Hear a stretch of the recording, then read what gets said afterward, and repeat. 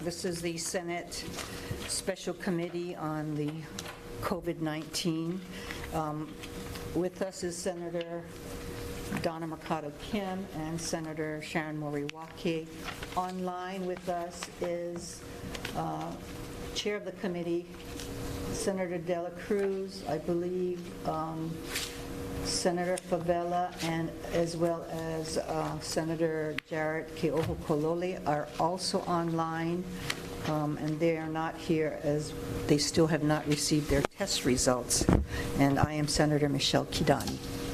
I understand that we have U.S. Senator Brian Schatz on the line. Senator Schatz, are you there? Yes, I'm here. Can you hear me okay? Yes. Speak up because of the mic. Thank you. Senator Schatz, would you, thank you for joining us this morning. I think it's important that we hear, as well as the public, you are being live streamed. Would like to, and on Olelo channel 55? 56. Thank you. Senator Schatz, again, thank you for joining us this morning, and we are looking forward to the briefing that you have wanted to do with us as what's happening in Washington. And I know that the House has not yet met on this special package, but can you please let us know what the Senate has done, what Senate passed out? I think they passed it this morning. The House did? Oh, okay. Senator Schatz, please. Well, thank you for doing this, and I just want to thank all of you for being so consistent in your leadership in terms of making sure that we're working together in a coordinated fashion. And I want to thank the staff for putting together the technology that allows you folks to continue meeting, but doing so in a safe way. I appreciate the people tuning in on the live stream. We know this is a really difficult period for all of us in the state of Hawaii, but we will get through it if we hang together and work together. The bill that the Senate passed just about 36 hours ago, the House passed this morning, and the President has enacted in the last hour or two, so it is law. It is the largest stimulus in American history by at least twice. It's about $2 trillion. And what I thought I would do is just to give you context, my staff has been working literally 24/7 to try to digest all aspects of the bill, and especially how they will be implemented in the state of Hawaii, because it is one thing, as you all know, to pass public policy or to make appropriations. It is an entirely different enterprise to make sure that that public policy reaches the people that we're trying to help. So just in terms of structure, I spoke with Senator Dela Cruz last night, and with his permission and with your permission, what I'd like to do is give you a sort of top-line summary of the bill, best as we know it now, and then let this be the beginning of a series of conversations in which we can flesh out the details of how we're going to make sure to maximize the impact of this bill in Hawaii. And so after I summarize the bill, I'd like to take your questions, as they say, for the record, and then get back to you in writing on Monday. And the reason for that is that there are just too many unanswered questions about implementation, and I don't want to suppose publicly about something that I haven't totally digested. I landed in Honolulu last night at 7. This is my first meeting, so I don't want to ruminate or guess or suppose. I want to get you solid information, and we anticipate being able to do that by Monday or sooner. So here are the top-line summaries. In my view, the most important aspect of this economically is to allow people to continue to survive during this period of sheltering in place. The unemployment insurance piece is about $260 billion. And for a lot of people who make roughly $65,000 or less, if they are laid off, there will be a UI benefit of 13 weeks fully federally funded. And the additional dollar amount is going to be $600 per month on top of what you normally would have gotten. So the idea is full income replacement for that period for people who make 65 or less. And it will also take some pressure off the state's UI special fund because at least for 13 weeks, it'll be fully federally paid for. The other change in the law, and this is a temporary change in the law, is to allow gig workers, contractors, freelancers to access this UI program, not just to include people who are employees. The second piece is what we're calling a Marshall Plan for the public health systems.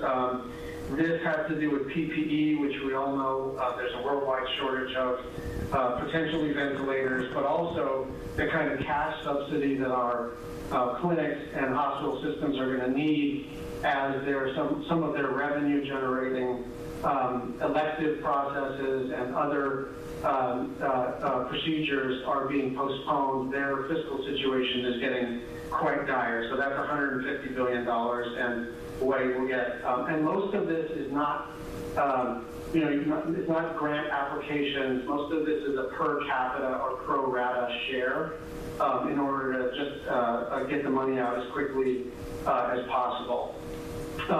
There is a small business rescue plan, which includes $377 billion in total subsidy. The most important piece of this is a loan program for businesses that have 500 or fewer employees to essentially cover all of the costs of payroll and operations for 8 months. So it's a loan program, but it is 100% forgivable at the end of that 8-week period in order to keep people on payroll. A lot of small businesses don't want to do the layoffs because it'll be difficult to get back up and running if they've actually separated from their employees. I will say both on the UI side and on the small business side, strategy is execution. I think we're going to have tremendous challenges with our banks and the SBA and the SBDC and the Chamber and other business organizations in terms of the throughput capacity to get these loans executed. And so I don't want to overpromise about the availability of this. This is a new program, and we're working as hard as we can to make sure that this is actually available, not just theoretically available. And we hope to have some announcements next week about the sort of practical aspects of how a small business person can access that credit. And it's technically credit, but again, it's a loan that ends up being waived after 2 months as long as you keep meticulous records. And on the UI side, I spoke with the governor's team about DLIR and their throughput capacity. I know they quadrupled their server capacity, and that sounds like a lot. I don't know if that's even enough because what we're seeing is unprecedented in terms of unemployment claims, and I think it will get worse before it gets better. So just wanted to flag that these are programs and there are real dollars coming, but I think the next step for all of us is to make sure that we help our executive branch agencies and the broader community to execute on that.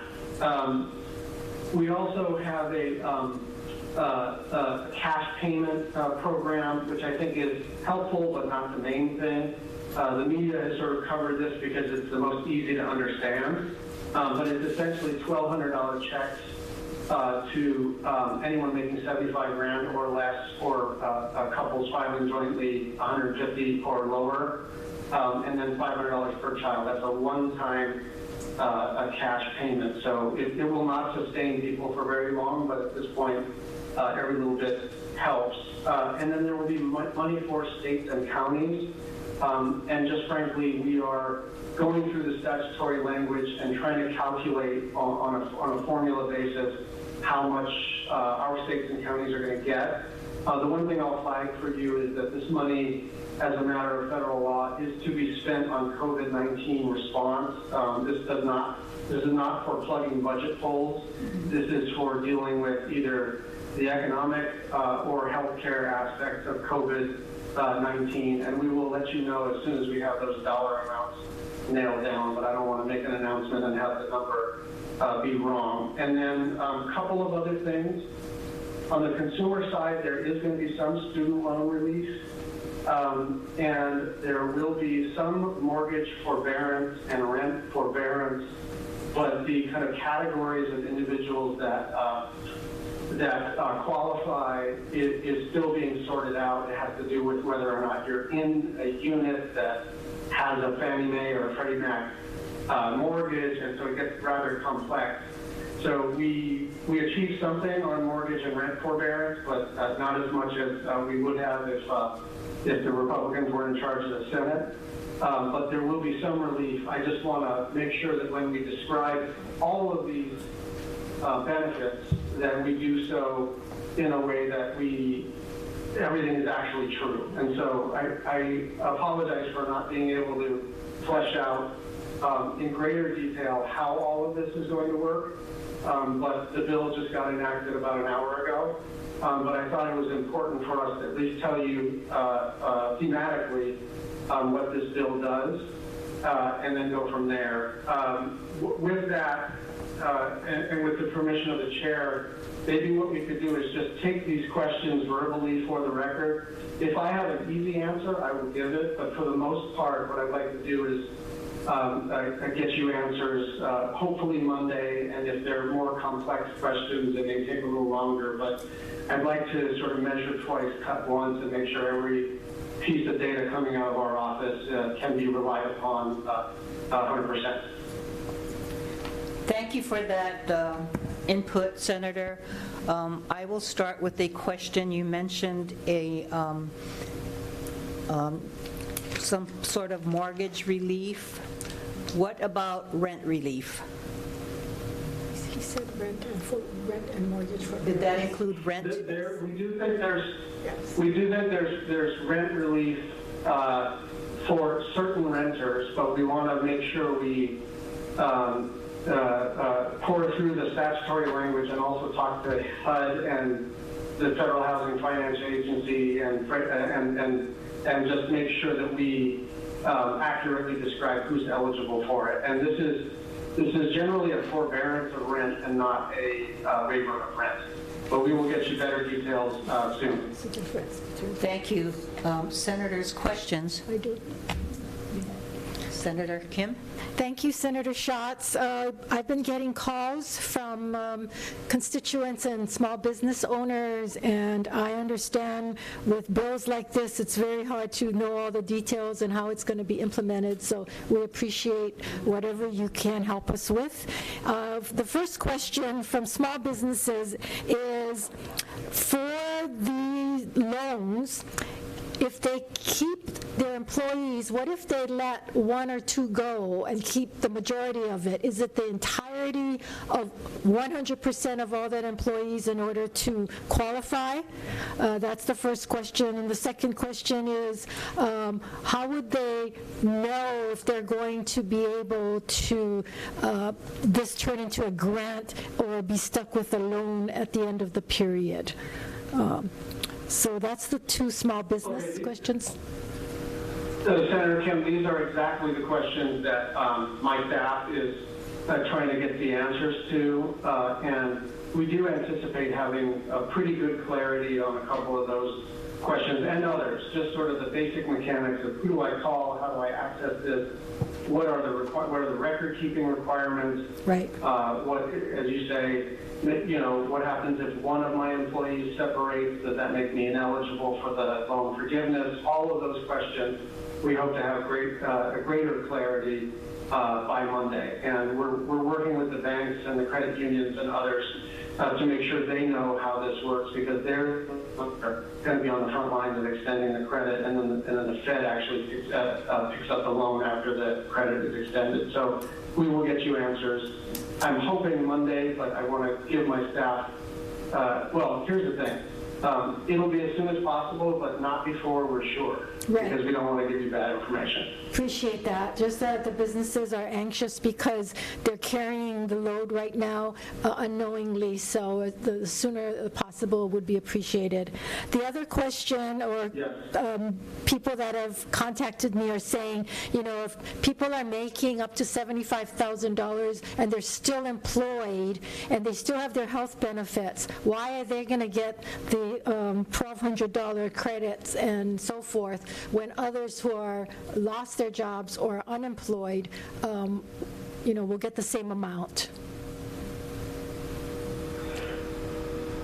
Yeah, that was a public policy debate that happened in the Congress, and I take your point and I understand it, because there are some people who are able to work from home and maintain their salary, and they may not be in as much need as a person who's been laid off or is being forced to care for a family member or whatever it may be. So your point is a legitimate one. Yeah, well, those are the constituents that are calling, and a lot of don't understand the difference between the federal laws and the state laws, so they want us to fix it. So thank you for that clarification. Thank you, Madam Chair. Thank you. Senator Moriwaki has a question. Aloha. Senator, my questions are more execution questions, because we're seeing people really hurting and wanting to have their money now. And so whether the cash payment, I think UI, we have it pretty much squared away because there's a system with the Department of Labor. But some of these other supports for small business and the mortgage relief or forbearance, those kinds of programs, is there a way to say, is it coming from the feds? Is it coming from the state? Is it going directly to individuals? It would be nice to know so that people have some assurance that they have a place to go if they have questions. So we will have a series of fact sheets on each of these areas. And we're, like I said, I told my staff, fire when ready, but not before. In other words, as soon as we have any aspect of this program and its execution nailed down, then we will transmit and publicize a sort of one-sheeter about how it's going to work and who and how to access it for an individual, or even in some instances for a government or a nonprofit. And so we'll get that out basically as quickly as we can. Senator Moriwaki, your point is really a good one about using existing platforms. The UI system works in Hawaii. We just have to make sure it doesn't get overwhelmed. The small business piece, it's the lenders, it's our local lenders who are going to be on the front lines of pushing these resources out. But now they're figuring out their execution plan. And then the cash payments will come right from the IRS. So this bill is certainly not perfect, but there was definitely an eye towards speed and not having to establish a brand new sort of government agency and to use existing infrastructure to push the money out, because we know, under normal circumstances, federal money coming in, say, 90 days would be really fast. And now we should be thinking in terms of, basically as fast as we can possibly push it out, days, weeks, maximum.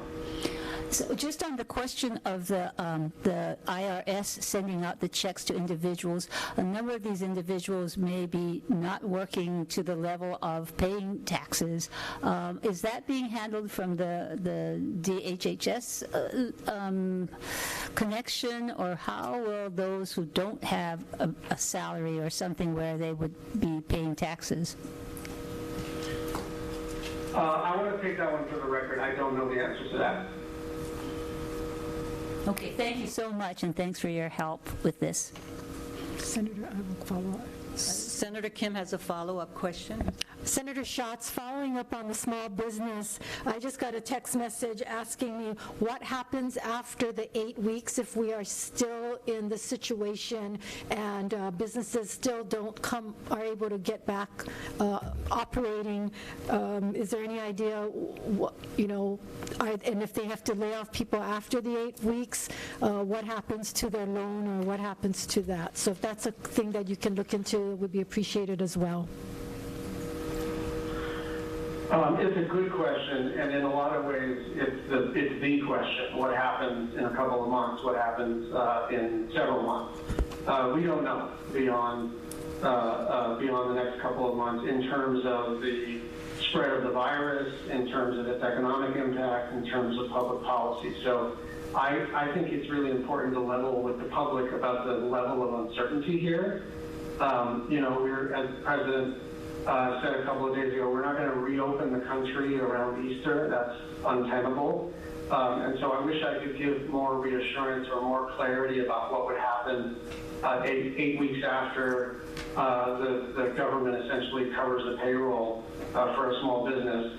I wish I could give a more reassuring answer, but I think that the only thing worse than the answer I'm giving now is to make something up. And so the answer is we don't know, and there may be a phase 4 COVID a piece of legislation to come in and provide more support, but we are living in uncertain times. Thank you. I think what the question is more like, for this one bill, if they qualify and they get the loan, will they be penalized if after the 8 weeks and they have to lay off, will they then be disqualified from the first part? So if that's something that, I see. yeah. No, I think as long as you keep your payroll for that 8-week period, you won't be penalized if, for instance, 6 weeks after that, you find that you have no revenue and have to shut down. Okay. This is just to prop you up for the time being. Okay, thank you for that clarification. Thank you, Senator Schatz, for your information, and for those listening online and on Olelo. I will say that I am aware that some of our residents are still having difficulty filing claims or just getting online, and so I will be speaking with the director of DLIR later on today to see how we can further make sure that the online access becomes more readily available. And I know that those who are now unemployed or know they will shortly be unemployed are getting very anxious to want to make sure that their claims are being filed. I would like to ask a follow-up question also in talking about how the IRS will, send out some of these payments directly. Do you know whether or not all of this will be handled through the IRS, or will the states be getting some lump sums to take care of some of the distribution of these funds? The cash payments are, my understanding is the cash payment is working through the IRS exclusively. But I really want to take that one for the record, because there was a discussion 3 days ago about using Social Security Administration as well. So I just, what I'm pretty confident in is that none of this money is going to touch, DOTAX or any state agency. I'm not 100% sure that the only way people are getting their $1,200 check is through the IRS. And I have a conference call in 4 minutes, which I must get on, so I have just a few more minutes. Okay. Well, thank you. That's all the questions I have, and Senator Kim has a follow-up question. Real quickly, is the $1,200 and $75,000 threshold based on the 2018 tax returns? Yes, I think it's 2018 tax returns. Thank you. But again, let me take that one for the record as well. But I do think that's what it is. Thank you. Are any of the senators online? Do any of you have questions for Senator Schatz? I can forward it to his office. How's that? If I have a question, I'll just add it to our follow-up memo that we can send to him. Thank you, Senator. Yeah, and it's the more we can get these questions to sort of to be in one document, and to be, if several members have the same question, so that we can just kind of use my staff's resources and time as efficiently as possible. That would be great. And I think the other thing I just wanted to say in wrapping up is that we really want to be a resource to you and by extension the broader public in terms of making sure people understand what's being made available here. So this should be the beginning of a conversation rather than the end of it. Thank you, Senator Schatz. Thank you very much. Our plan is to put the questions all in one letter for you. Thank you again very much, Senator Schatz. We will be in recess.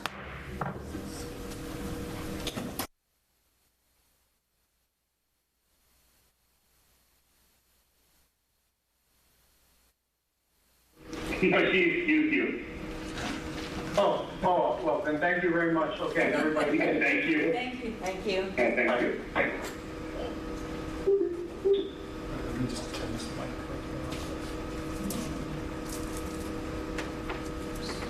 So Linda's not coming. No, so she was trying to email me to see if there's like an afternoon. I just told her, well, what time in the afternoon? I haven't got the response yet.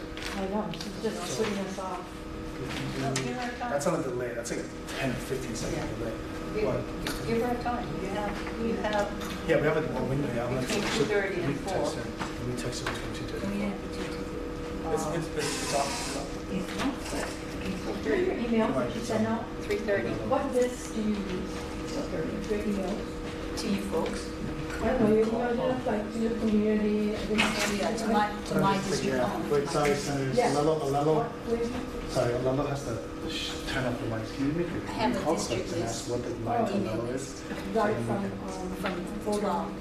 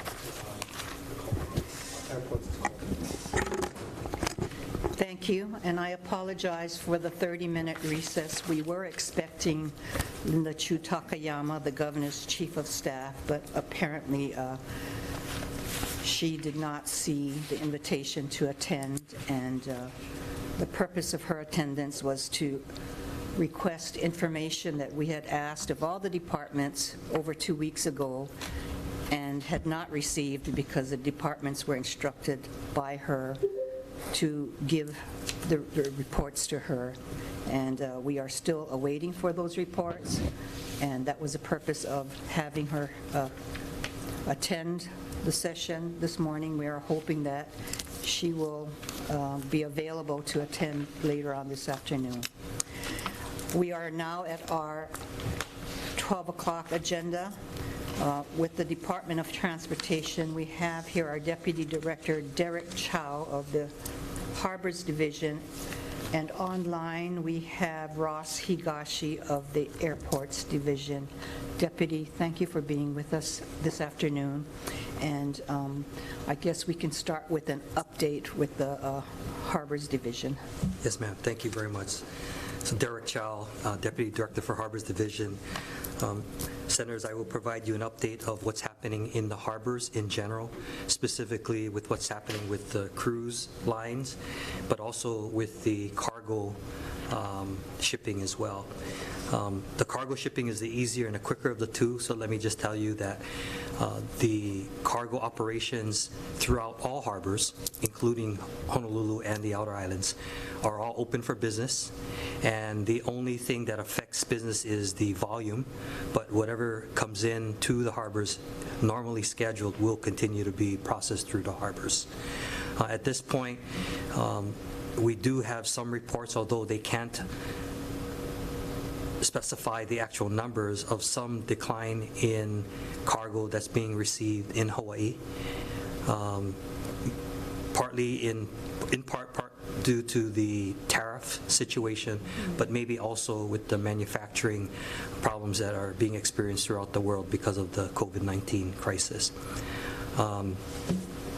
Can you repeat that? I think that's important for the viewers online to hear. So there may be a slight decline in the cargo volume, but at this point we don't have any figures, and we can't right now differentiate between the decline in cargo volume because of the tariff dispute between the United States and China and other areas from the amount of volume that's being affected by the COVID-19 crisis. In addition to that, we do put out a notice to the media to help dispel the rumors that are circulating in the public. Do send them out a schedule of the shipping of the ships and the cargo barges that are making their routes out to each of the islands. Moving on to talk about the cruise ships. Last time I was here was on Thursday, March 19th.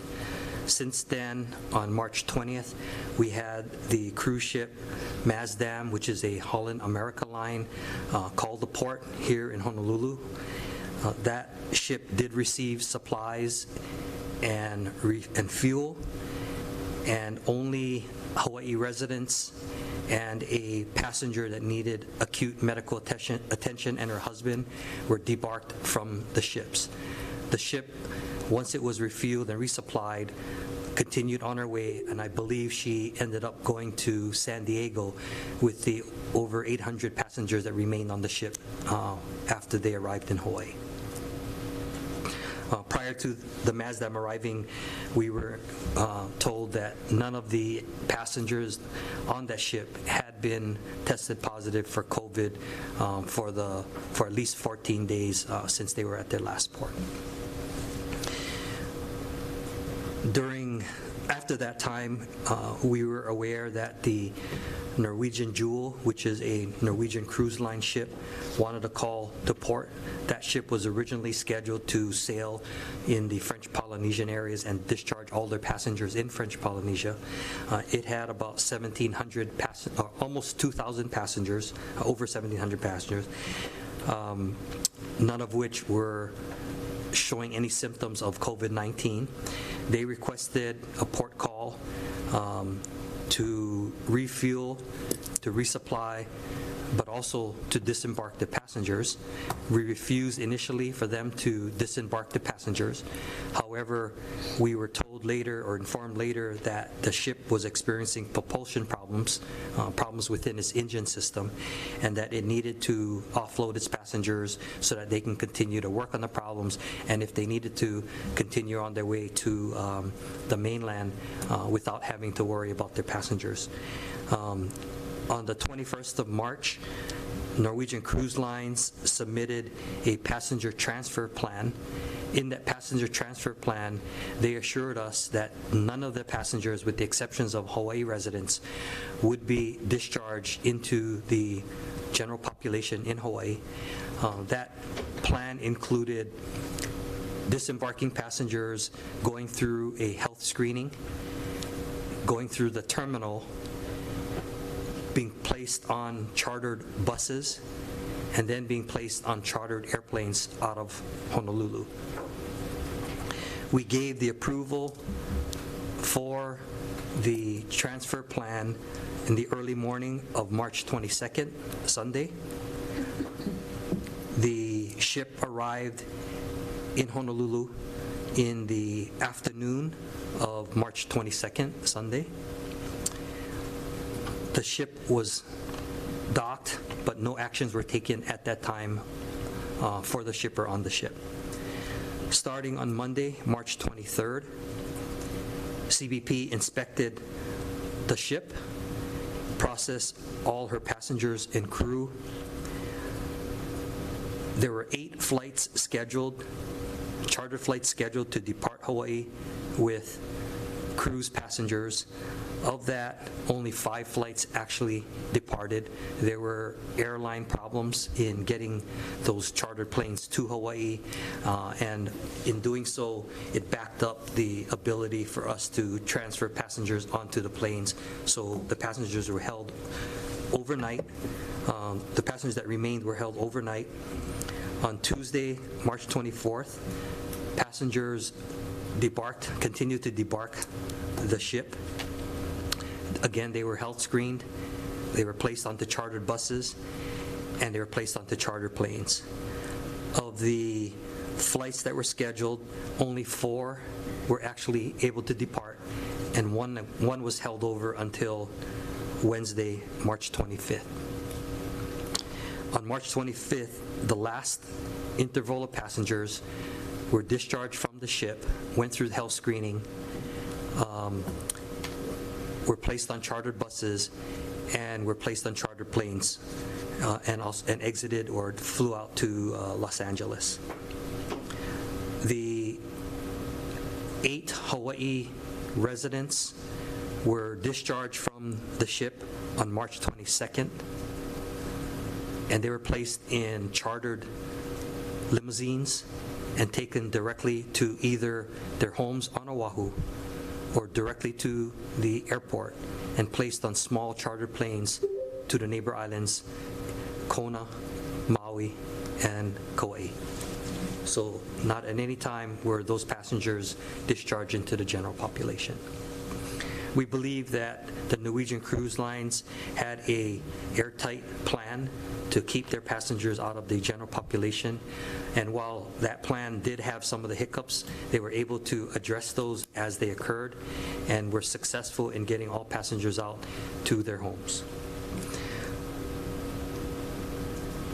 The Norwegian Jewel ship remains in port.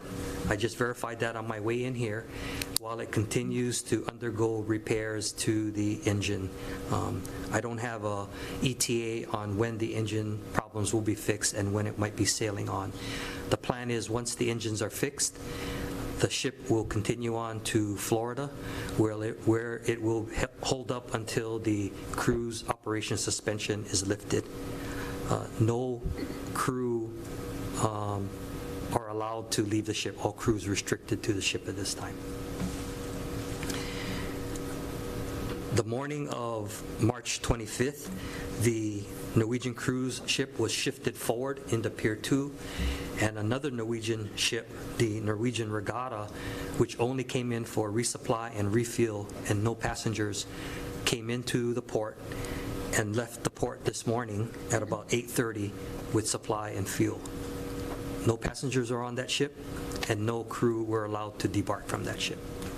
So that was a totally restrictive operation there. As of today, we understand that there's another cruise ship without passengers that wants to enter Honolulu in the near future, called the Mariner. And we were also informed that a Princess Cruise Line, Paradise Princess, with about 100 passengers, would like to enter Honolulu also to refuel and resupply. That ship, the Princess Paradise Princess, did have passengers that have been let off at various locations throughout its route. On the ship, we understand that there are 4 Hawaii residents requesting debarking while ported in Honolulu. At this time, until the Princess Cruise Line can give us an airtight plan on how they're going to safely and orderly discharge the 4 Hawaii residents from the ship, we have not approved allowing them off the ship.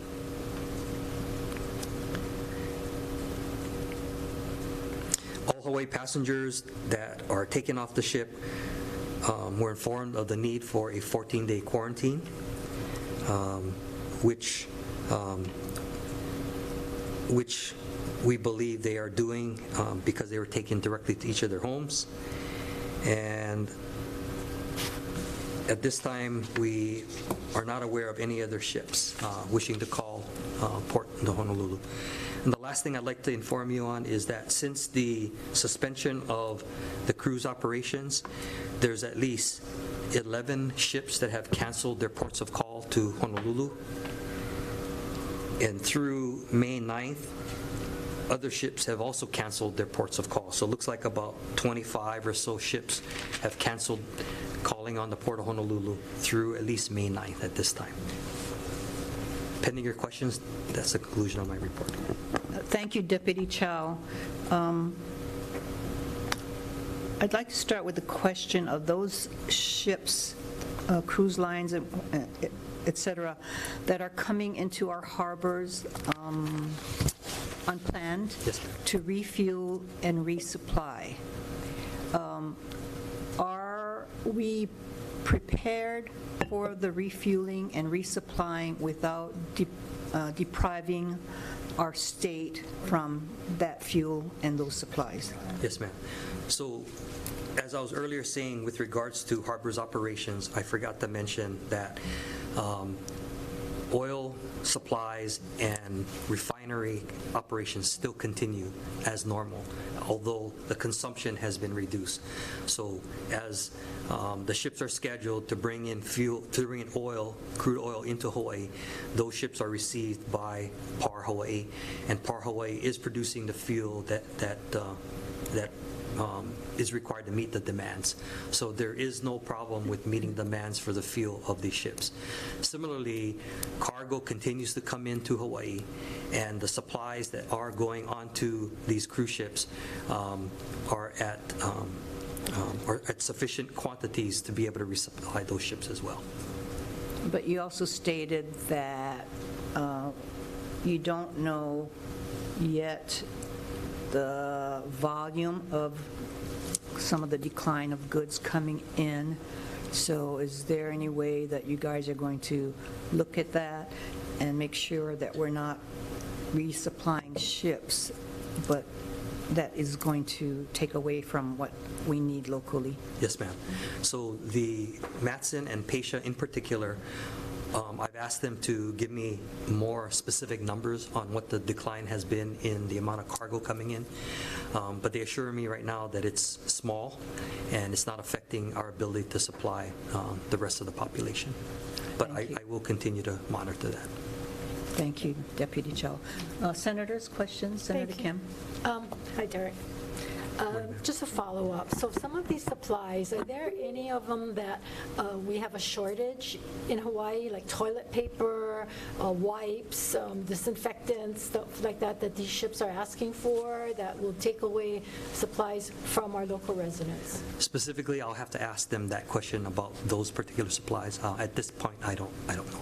Okay, I think that's important because already we have a shortage on some of these things. I can see when fuel may not be of a shortage and manpower to repair, but certainly some of these supplies that our own residents can't get their hands on, and if they're taking it, then that's Understood. going to make things even worse for the Understood. residents. Understood. I'll get back to you on that. Okay. The other question I have is I've heard from our neighbor island representatives that, well, particularly for Lanai and Molokai, right now they are COVID-19 free. Yes, ma'am. And they want to keep it that way, but they're saying that small boats are coming in and there is no monitoring.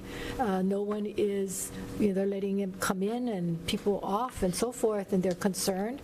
They're also concerned, and of course it's not you, but certainly when we talked with Ross, that local flights are being allowed in and out and they're not being quarantined.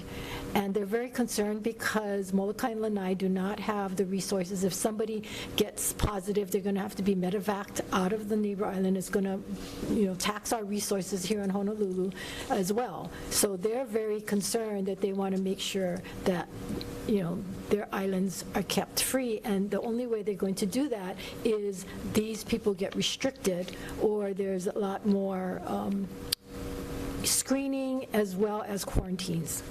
I will let Ross answer about people visiting or entering Molokai and Lanai via airplane. With regards to small boats, we don't manage or monitor small boats. Oh, that's right, it's That's DLNR. DLNR DOBOR, but I will certainly pass your question on to DLNR. Okay, appreciate that. Thank you, Derek.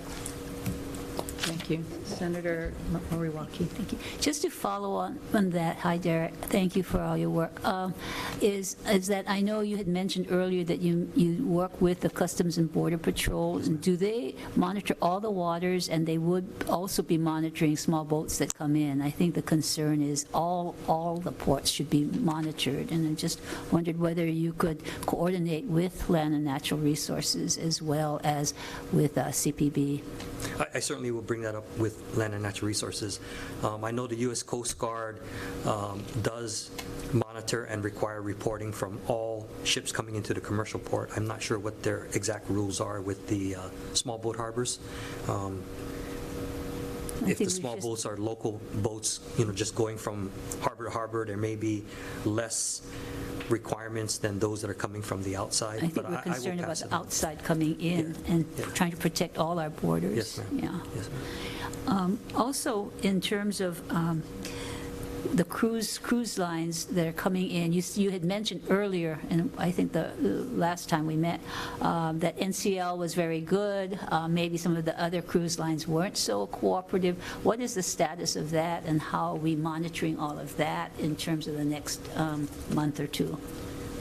So I did say that, and that NCL definitely was a better partner. NCL, of course, also operates the Pride of America, which is a inter-island, Hawaii inter-island cruise activity.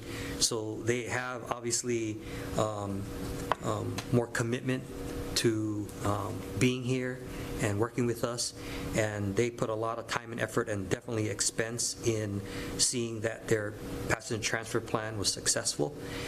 The other cruise lines, just as you stated, Senator, they've not been as forthcoming, which is why we have taken the hard line with the MASDAM that was here and only allowed the Hawaii residents off, and we're taking similar hard lines with the Paradise Princess, which is scheduled or wanting to come in here on April 9th.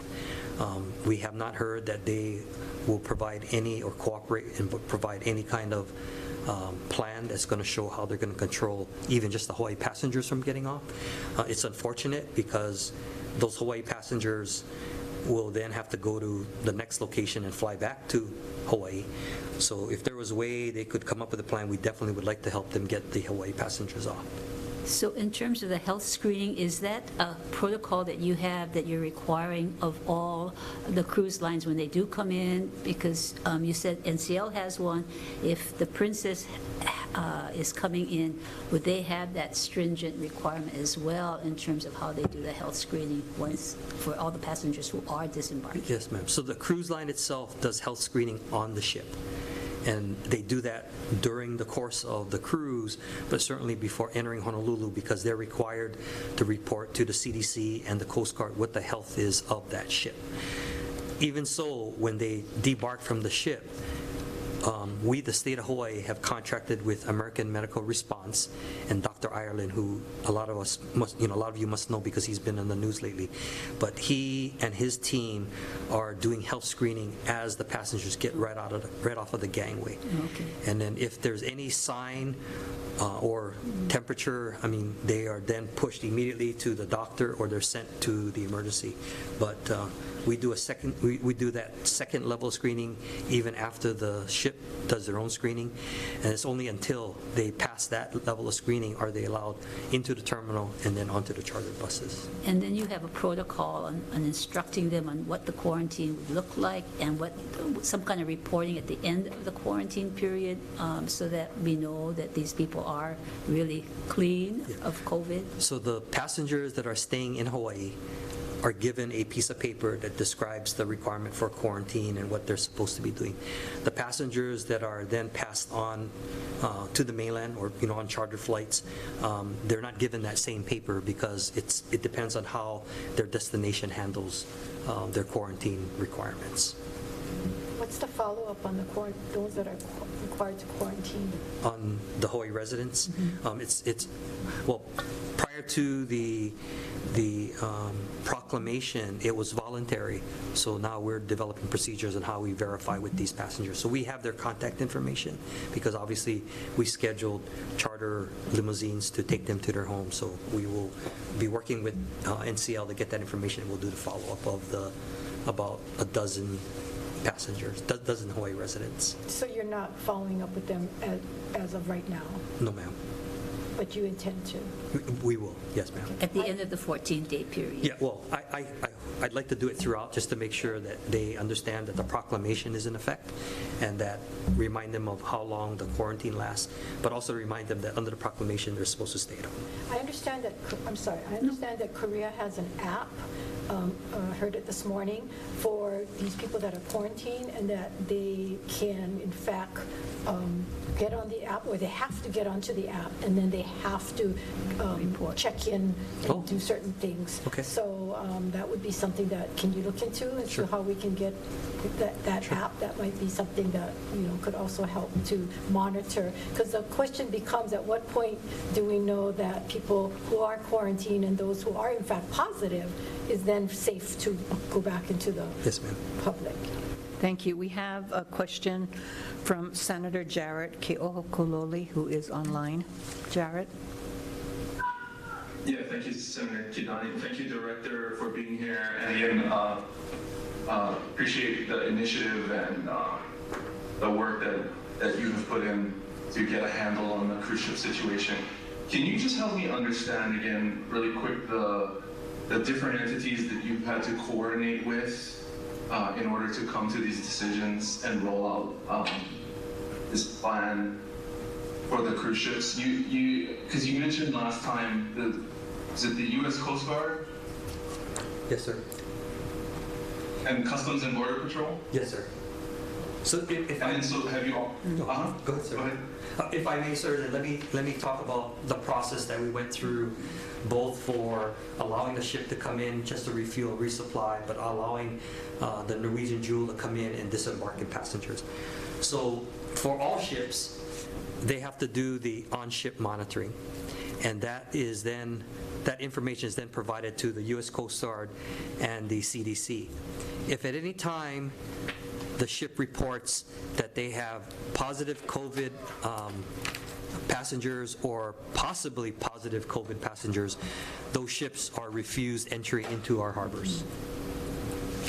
If those passengers are healthy and they don't have any positive or suspected positive cases, then the Coast Guard will allow them into our harbors. At that point, if we're going to offload any passengers, like the Hawaii passengers, in the case of the Mazdam, we did let the Hawaii residents off the Mazdam. They were screened by our health professionals, and once they cleared the health screening, were they then processed in the terminal by CBP so that they then could be allowed to be released to their homes or taken to their homes. For those passengers on the Norwegian, and let me just finish then, with the Mazdam, once those Hawaii residents were discharged and once they refueled and resupplied, the ship was closed up and it was sent back on its way. And like I said, I think the Mazdam ended up going to San Diego. For the Norwegian Jewel, they were again cleared by the Coast Guard. They presented a plan that we believed was very rigorous in that they were going to control their passenger discharge or transfer without allowing passengers to enter the general population. They were given the approval to use that, to execute that plan, and that afternoon the ship docked at Pier 2. It wasn't until the next morning that CBP boarded the ship, did the ship's inspection, and then started processing first all of the almost 2,000 passengers, including the Hawaii residents. And then after that was completed, they processed the crew, and a lot of them were foreign crew.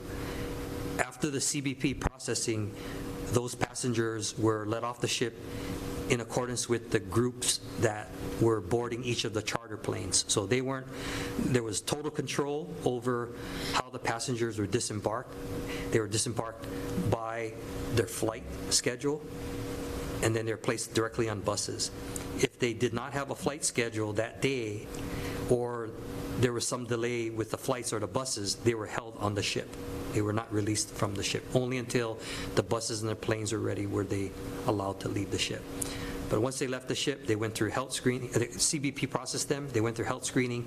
They were ushered directly to the charter buses and placed directly on the charter planes.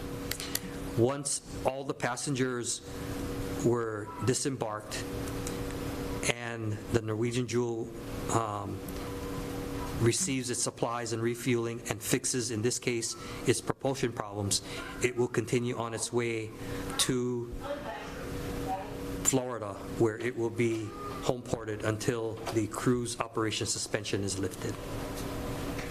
So that's generally the process if we receive a ship, but it has no passengers, or if we receive a ship and disembark the passengers. Thank you. We have about 15 more minutes to hear also from Deputy Higashi of Airports Division. Is there any other questions for the Harbors Division? Senator, can I just do one follow-up, just so that I make sure I understand the agencies and the process, because I'm writing. So Director Chow, it's your coordination was with the Coast Guard and the CDC sort of jointly, right? Yes, sir. And then the Department of Health and the Customs and CBP for the screening and the disembarking. Well, Department of Health prior to accepting the plan. Yes, sir. Okay, and then at what point, so if the Department of Health was involved, in General Hara as well? Yes, sir. General Hara was involved.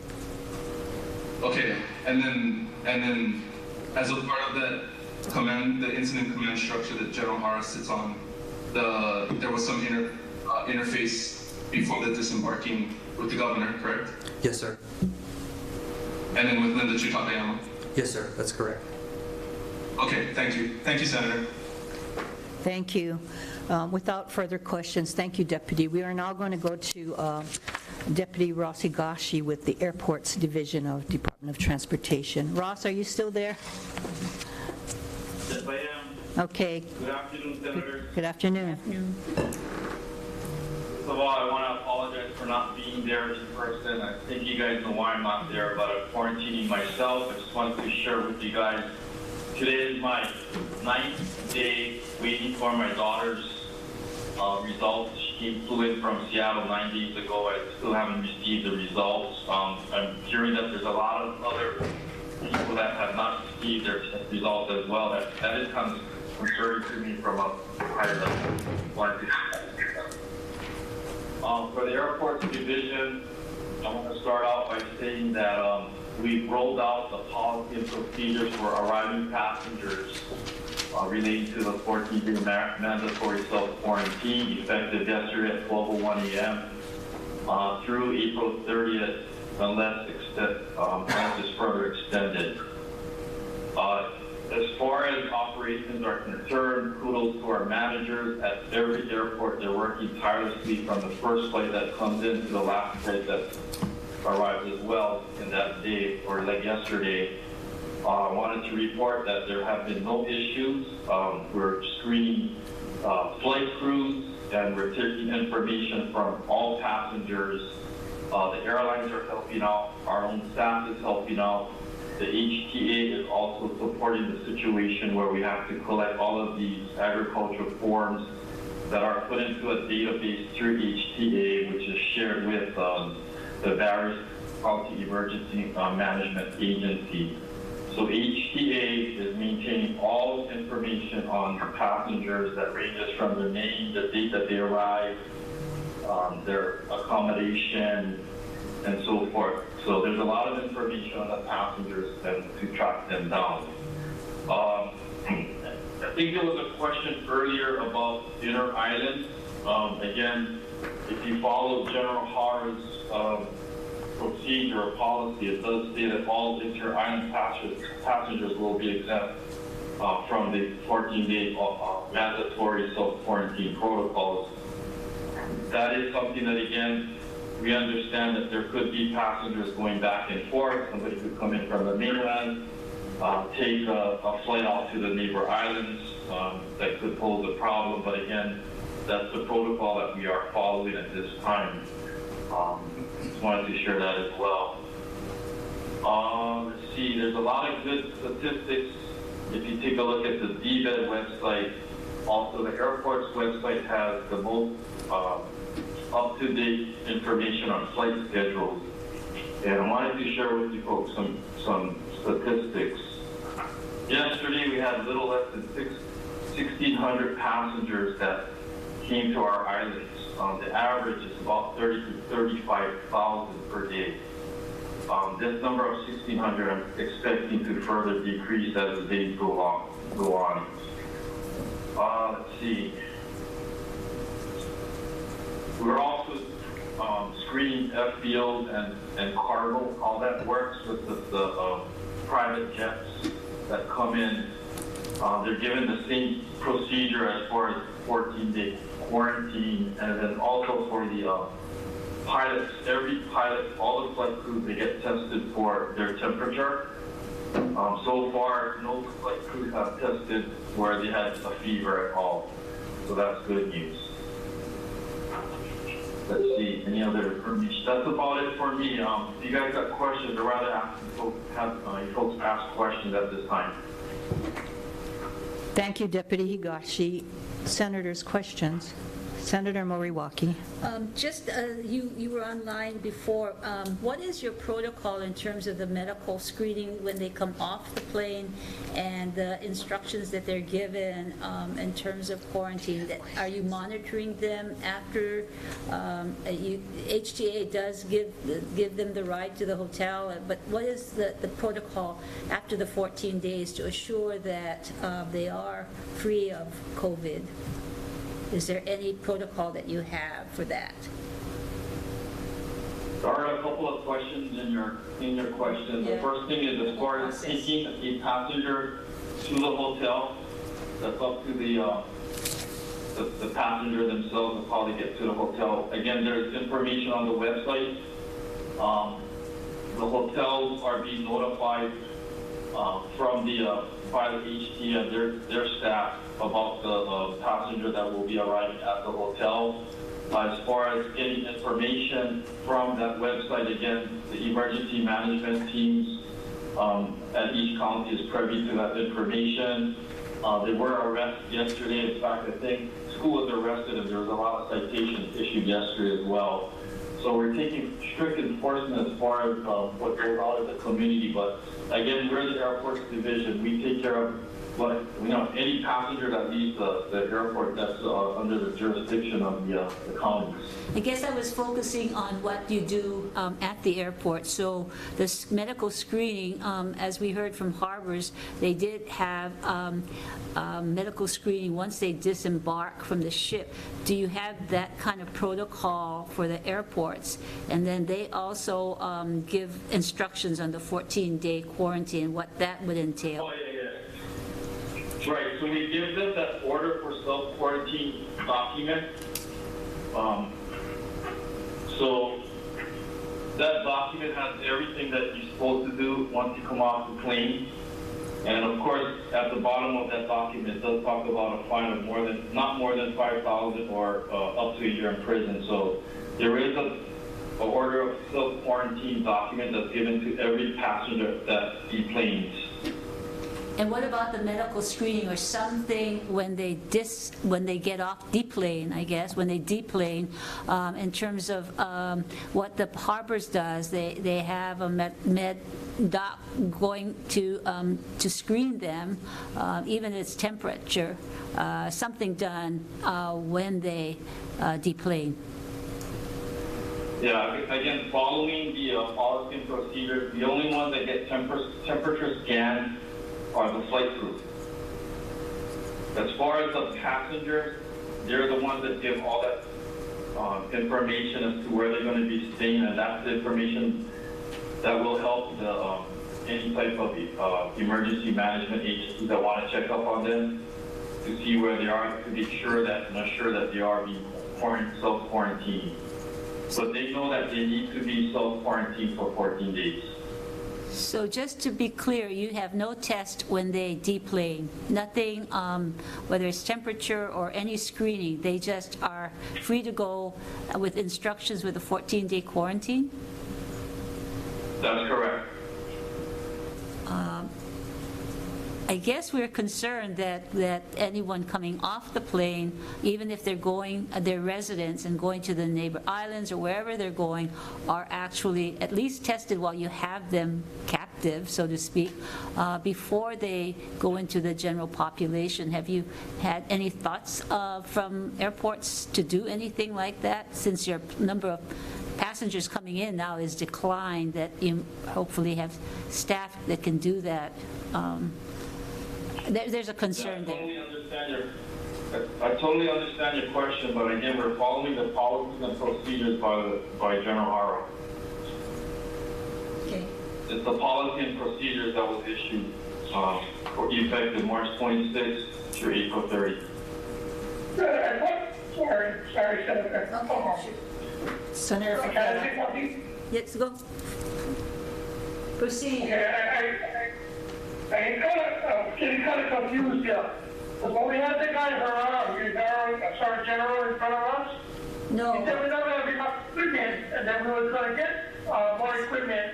And now again on TV, I think last night when I was watching, they said they were testing the guys coming off the plane.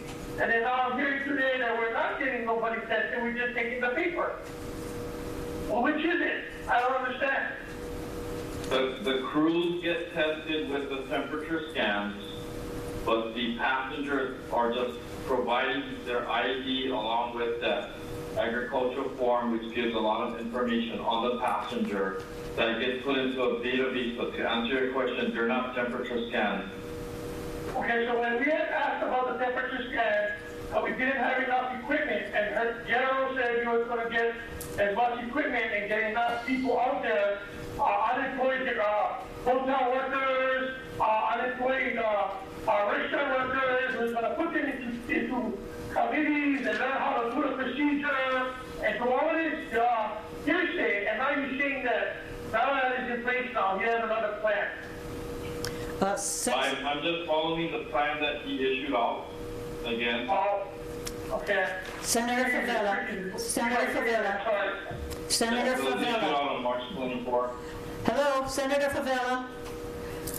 Sorry. So if you look at your agenda, General Hara will be speaking with us at 4 o'clock, and you can ask him those questions then, and I'm sure whatever the plans that were proposed are still being worked on to train the people that you're talking about. But can we go to a question from Senator Kim, please?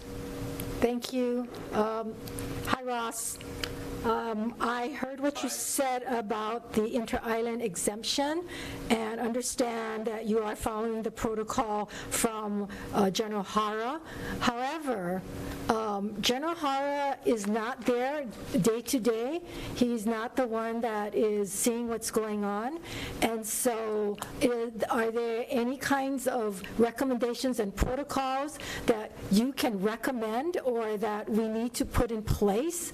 Because the people on Molokai and Lanai, Representative DeCoit talked with me this morning, they're very concerned that these inter-island passengers are not even given a form. They're not even being told about anything. And they're very concerned that their islands that are now free, so since, we're not testing everybody, they can't be positive, but so far they're COVID-19 free. So how can we continually help these two islands at least to make sure that we can keep them that way, and perhaps you can make recommendations to General Hara on how we can do this? Yes, I did give him a recommendation. I'm not sure if he's reading all his emails. He must be inundated with a lot of emails. But my recommendation would be to be able to prove that you're a Hawaii resident, first of all. Secondly, if you're not a Hawaii resident, you're gonna have, if you don't have like a Hawaii driver's license, you're gonna have to prove some kind of other ID or maybe your piece of mail or something to prove that you are a resident of Hawaii. I think that's one of the issues that we have right now. And that could be presented at the gate before you go onto the Lulling Bridge. That would be one type of screening process that could alleviate, passengers from possibly coming in from LA and then saying that they're going to go to Waikiki, and then instead of going to Waikiki, they go upstairs, buy a ticket on Hawaiian and fly out to some neighbor island. Right. So that could be one procedure that could get put in place. However, there are concerns about maybe some workers that need to fly back and forth between the islands. So that's another situation where, to me, maybe there has to be some kind of an ID issue, similar like maybe to your TSA pre-check or whatnot. Some kind of an ID that maybe could be administered or printed out, or even some kind of email to prove that you're allowed to be exempt from flying back and forth between the neighbor islands. The other more restrictive plan could be to impose a 14-day quarantine on all travelers going back and forth. However, I do feel that there should be maybe an exemption even for politicians that need to fly back and forth to the Capitol during their session. So they should come up maybe with an exemption plan as to certain types of travelers that would be exempt from, the 14-day quarantine. Thank you for that. Some of these things, I know General Hara is inundated, and I'm sure some of these more restricted things the airports can do, like trying to get a verification that they are in fact Hawaii resident, and hopefully at least giving forms to these inter-island travelers as to the concerns, what they should be doing, and have them fill out to make sure that there is some kind of tracking mechanism, because the neighbor islands are concerned that people are bringing it into their islands. So certainly exemptions, but I think what Molokai and Lanai would like is to lessen the amount of people. So if they are, other than those that are exempt, other than those have to go to work, that if they are in fact institute a 14-day quarantine, that it would discourage people from trying to go to Lanai and Molokai to vacation or staycation. Yes. Yes, understand. And I did have a conversation with her 2 nights ago. Okay, so can we get you to confirm that you will look at how you can implement this and get back to us? And we will be talking with General Hara, but I think he's looking to the departments and to the deputies to help make these recommendations and to put them into place as long as it's in keeping with what is being directed by the governor and possibly being even more restrictive. I agree, and hopefully you can answer your questions at 4 o'clock. Okay, the last question is last night, as I was watching the news, there was an individual, a local resident, who returned home, and he said that he felt that whatever screening and whatever you required was not stringent enough. And he was concerned, so I'm not sure what he meant by that, because the news didn't really go into it. But if you have people coming off the plane that lives here and feel that, you know, the screening is not stringent enough, I'm concerned that tourists will take advantage of that. Thank you. Again, yeah, we follow, I understand, but again, I'm not trying to run from your questions, but again, we're following the general procedures and policies that he's implemented. So yes, but those are good suggestions. There is it's not perfect, and so as days go by, it's going to get better. But again, like I said earlier, we're down to less than 1,600 passengers a day statewide. I mean, that's unheard of compared to your normal 35,000 per day. Yes, thank you. We appreciate that, and we know it's not perfect. But with only 1,600, it becomes more manageable to do some of these things. But we are looking to airports, we're looking at harbors for leadership. We're looking at you guys to not just follow the protocol, but to look at how we can streamline this, how we can make it more safe, because you've been given general protocols, and certainly your position requires you folks to be in that position to make these recommendations and to streamline these protocols so that we can assure the public that they're going to be safe. I'll remind him right after this call about, we need to come up with possible more stringent screening processes for the neighbor islands as well. Thank you. Can you get back to us on that? Report back to us? Thank you. Senator De La Cruz has a question. Then you just following up. Why would you wait for the general to give you changes to the orders versus making recommendations on how the orders should be changed for public safety? Why aren't you taking a more proactive role in suggesting what could be changed? Like I said, I gave him the suggestion. I mean, as far as what protocols he comes up with, that's a good question. I should be more proactive and tell him you need to, take my recommendation into consideration. It's a good plan. Understand? Okay, maybe you can send those recommendations to the committee. Okay. Just a follow-up though, how are you proceeding with charter planes and private jets? What's the protocol to make sure that those individuals are being tracked? It's the same protocol as far as the quarantine, 14-day quarantine. And we have every plane, every private jet that lands, we have a team that goes out there to check on the flight crew. They check every flight crew member for their temperature. Luckily, so far, nobody has gone over that nobody has fever. Were there any flights yesterday, being the first day that were not attended to or were missed? Not to my knowledge. Okay, thank you. We're also, Senator, we are also doing the flight crews of the cargo carriers as well. Okay, thank you. I really appreciate all the airport's hard work. I know the ARF and the airport staff really spent a lot of time to try to get this right. I think the committee wishes and the public wishes it started sooner, but we do appreciate your efforts. And I do understand you guys, the senator's concerns about inter-island travel. I do understand that. And I will call him right after this and see where he is. Okay. Thank you, Senators. If no further questions of the airport's Deputy Director, thank you very much, Deputy Director Higashi. We have next on our agenda, Department of the Attorney General. Is it Attorney General Claire Connors on the line? Hi, I'm having difficulty hearing the person who was just talking, but I am here on the line and I could hear Senator Cruz fine. Thank you. So this is Senator Kidani. Also here is Senator Kim, Senator Moriwaki, and Senators De La Cruz, Favela, and Ke'ohokolole are online.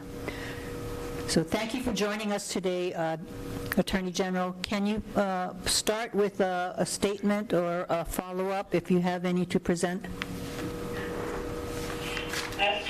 Yes, I believe we've been handling a number of different issues just around the clock. Been working laterally with certain legislators and certainly with different agencies and the courts and others to handle issues as they arrive at our desk.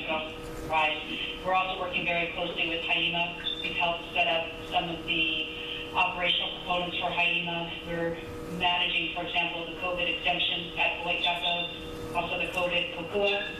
Hawaii.gov, we've set up 2 AG teams that are handling that just to allow for better channeling through the operations at HIEMA of exception requests to the third supplementary proclamation that went out, and also any requests for assistance or requests or concerns about the stay-at-home orders or any of the state's response to COVID-19 matters. So we're also working now with the county prosecutors, with the judiciary, regarding the issue of our prison population that we have been working on even prior to the 2 lawsuits that you may have heard about being filed by the public defender this week. So right now what we are doing is we are coordinating with the prosecutors, with the judiciary, with PSD, attempting to really drill down on the couple hundred or so misdemeanants who are incarcerated.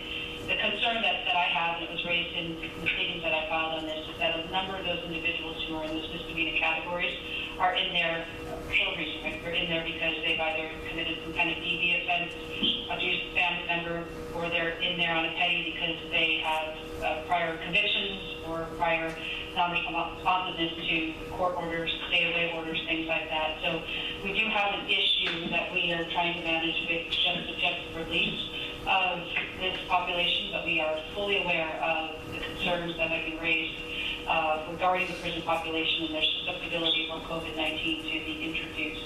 So that I thought was not best addressed just by directive to PSD, but was best addressed by the prosecutors who were responsible for the cases that ultimately resulted in these individuals being incarcerated. So that's the process that we're coordinating, and we hope to get something quickly. And we're also through Nolan, who might be on the line too now, trying to channel requests to HIEMA for possible alternative facilities for some of the individuals who cannot go to home because of the type of convictions that they have, or because they don't have a home, and we don't want to add them to our homelessness population and thereby just exacerbate those issues. So HIEMA is aware of that, and I think Nolan is going to be sending a formal request and then trying to troubleshoot possible facilities along that line.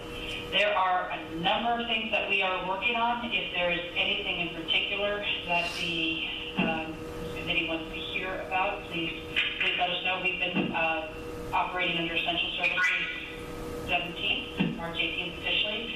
So we have all of our essential services in the form of CSEA, the Justice Data Center, the crime prevention justice programs, operating on skeleton staff, but still providing certain functions. Otherwise, everybody else teleworking. Our deputies are stepping in to handle some of the response and working with different groups as they pop up to try to team these out appropriately. We're still handling litigations, but we're also doing so in concert with the court's different orders about what's to be heard, when, and how. So that's our overview update. But again, that's just a very brief picture of the myriad of things that we've been working on. So happy to entertain any further questions. Thank you, Attorney General. Senator Kim has a question. Attorney General Connors, thank you. I'm not sure if you're the person, but would you be the one to determine the interpretation of the exemptions or people who could continue to operate? For example, I've gotten calls from people who are home occupations, and where they may deal with one individual at a time if they can continue to operate. Would you make that call, or is that General Hara?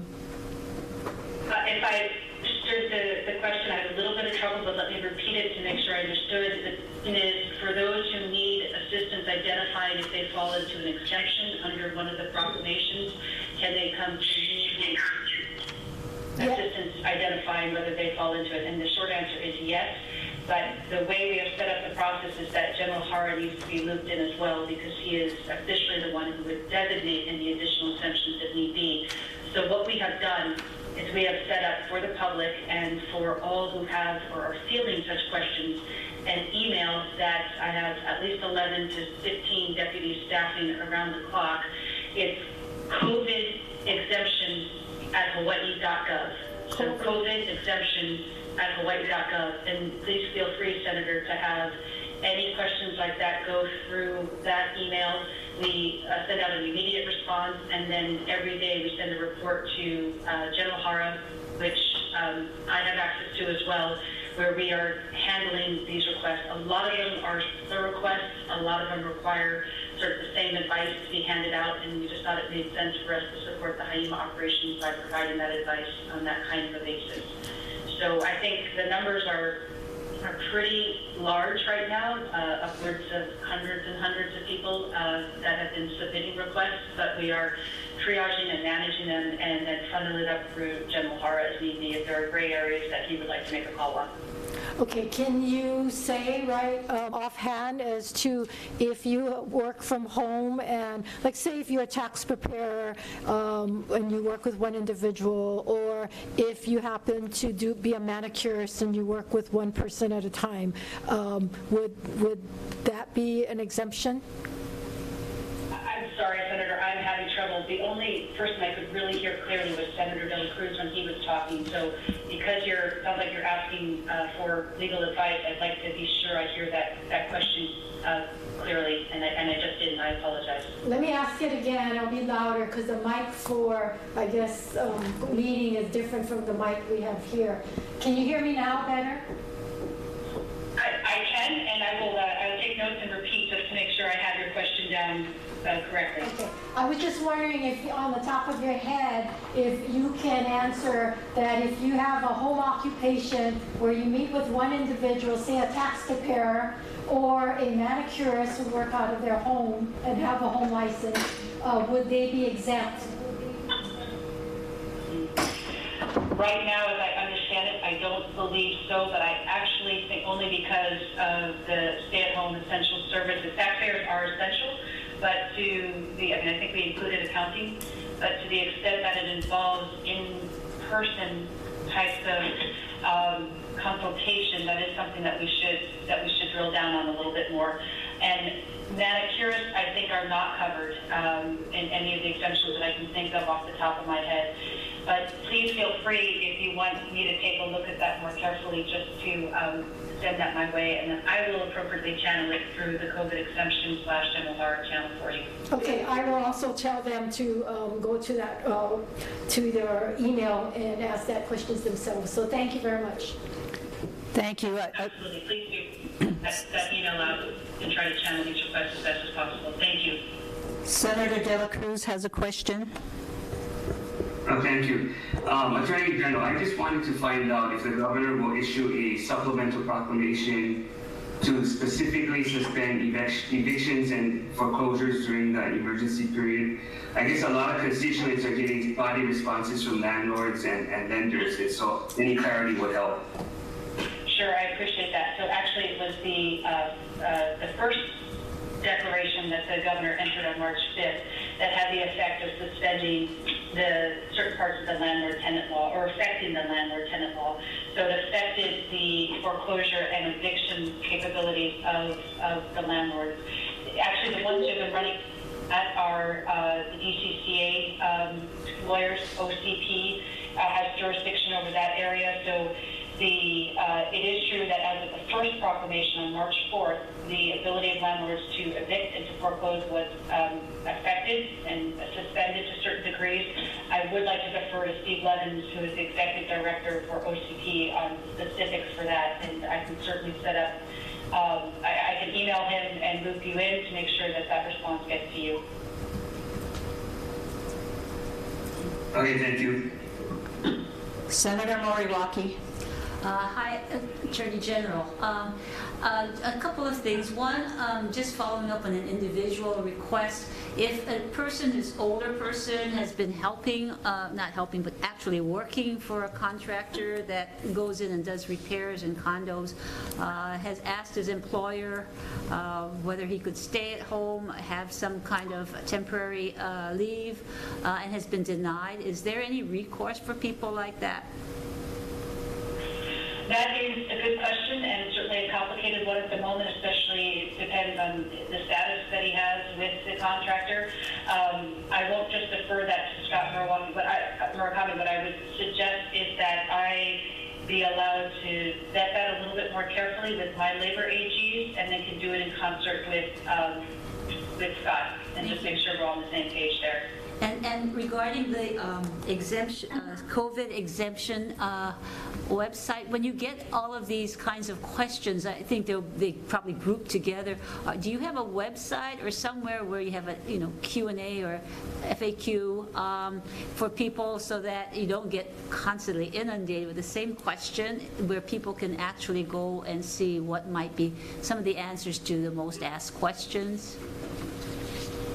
Yes, and our department has deemed that is essential for us to have that kind of website link capacity.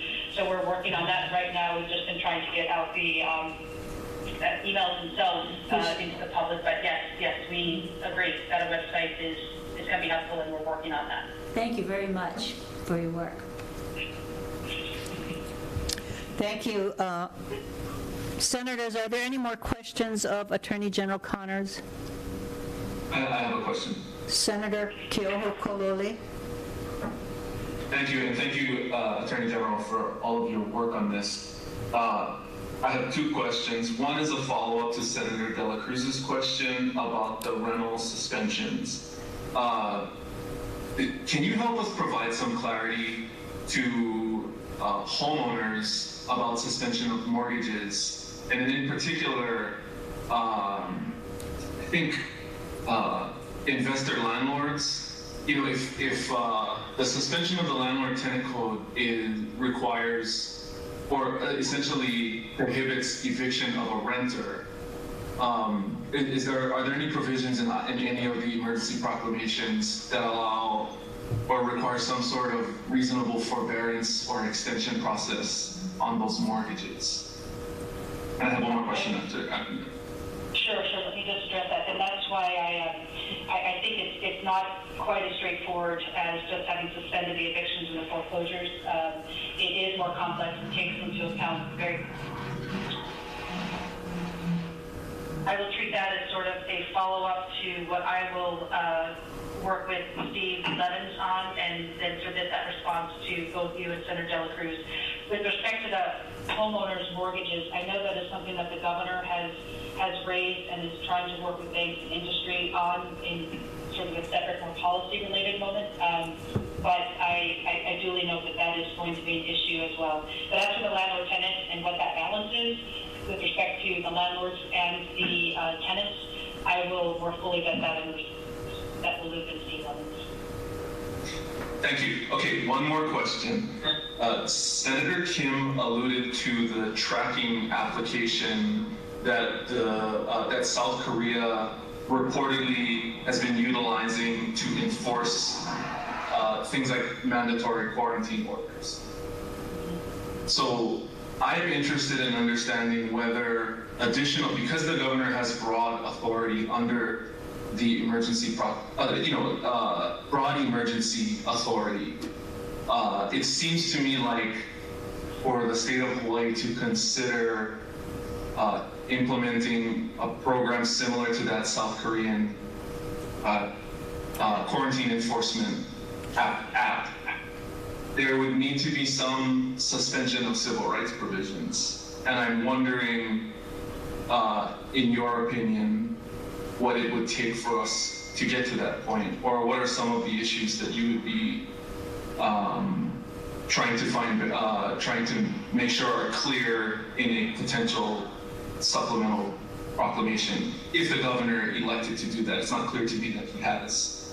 But can you comment on that, please? Thank you. Sure. So where I think we are right now, at least on the legal front, is that we have put forth these emergency proclamations, the 14-day quarantine period, which has to be enforced, and then also obviously the stay-at-home order, which has to be enforced. The way that General Hara has done it is he has told local law enforcement that they're to run point on the enforcement and that state will support. And we are gauging at day one of the 14-day quarantine, and then we're on into day two of the stay-at-home. We are daily corresponding with our local law enforcement components to identify how the enforcement, in short, is going and what kinds of things that they are seeing in terms of numbers, in terms of violations, and then in terms of, as you suggested, the need possibly for mandated court-ordered quarantine orders, which are different, and those would involve court process, where I believe some of the due process concerns that you identified would be raised. They'd be in concert and consideration with the statutory source of authority, be it through the health department or be it through the emergency management provisions. So those are things that we are tracking both on the law enforcement as we see it unfolding and as we see the challenges coming out. Obviously, every county is different. Kauai is having great success with the checkpoints that is put into place. But as Mayor Caldwell noted, they have that sort of one road around the island, so it's easier for them to do. It'd be more difficult for Oahu to do. But the law enforcement is front and center, and as we have to progress, the question is really how we do it with respect to court processes being put into place, and I think that would address, that's already stood up because it's already prescribed in the statutes, but I think that would be the best place to make sure that the civil rights concerns that you noted are addressed alongside with some concerns as we see them playing out in real time in terms of what the actual needs are. If we're looking at quarantine particular areas, if we're looking at quarantine particular people, how that's playing out. I know that's front and center on what General Hara has been identifying as top need areas to have collaborative discussion on. Thank you. Thank you. Okay. Senators, anything? Senator De La Cruz. Thank you. What kind of communication have you had? And I think that's where we have the public safety following up after you or with you in consistency on enforcing the proclamation with all the 4 counties and any law enforcement agency. Yep, I'm on daily calls. I'm on a command call in the morning. I'm on a operations calls with all the EOCs that are county participants, that the counties participate on. And then I'm just off-channeling and bilateral channeling with my contacts on different levels and in different counties on the enforcement needs. So my phone blows up on a regular basis regarding all the different things that people want to be addressed the moment something comes out in the newspaper or there's something concern. So I'm involved in all the conversations that are formalized structurally through HIEMA, and then I'm also actively involved on the conversations that are happening just one-on-one with you. Okay, thank you. I know that I may follow up at some point, but she had mentioned that she saw a group of more than 10 people gathering. and there was law enforcement nearby, and I'm not sure what kind of directives they had to break that group up. And if that kind of level of instruction is being passed down to the guys who are actually having to enforce the proclamation. Yeah, and it is my understanding in part too, because at least on Oahu and Kauai, the mayors are very, very active, and their orders are, they complement ours, and the actions that they've taken have actually gone further. And so I know that they are dealing directly with their law enforcement and their chiefs on the enforcement issues, but we are keeping fully apprised because with the State Law Enforcement Coalition, we're prepared and have been providing support to all those operations as needed. So for right now, we're support a local, but we're keeping tabs on what the local challenges are and what their needs are as they arise. So if there's a specific situation like that, depending on the county, I think it's best to run it through the local PD chain, but it's fine to keep us apprised as well. Thank you. Thank you. If there are no more questions, I believe that Director Nolan Espinda of Public Safety is also on the line. Yes, I am. Thank you. Thank you, Attorney General Connors. Thank you very much. Thank you very much. Thank you. I should sign off now, is that right? Yes, thank you. Thank you. Director Espinda, thank you for joining us today.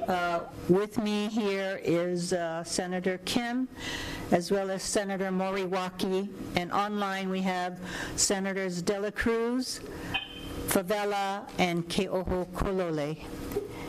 Would you please proceed with any statement you may have for us? I hope everyone is well, number one.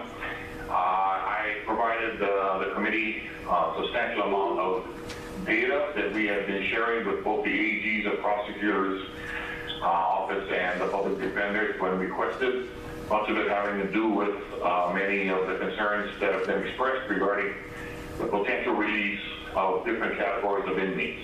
The listings I gave you were long and exhaustive, providing numerous people incarcerated for both pretrial and sentence status in our jails, which is where the data has been centered, in that those are the institutions that are grossly overcrowded.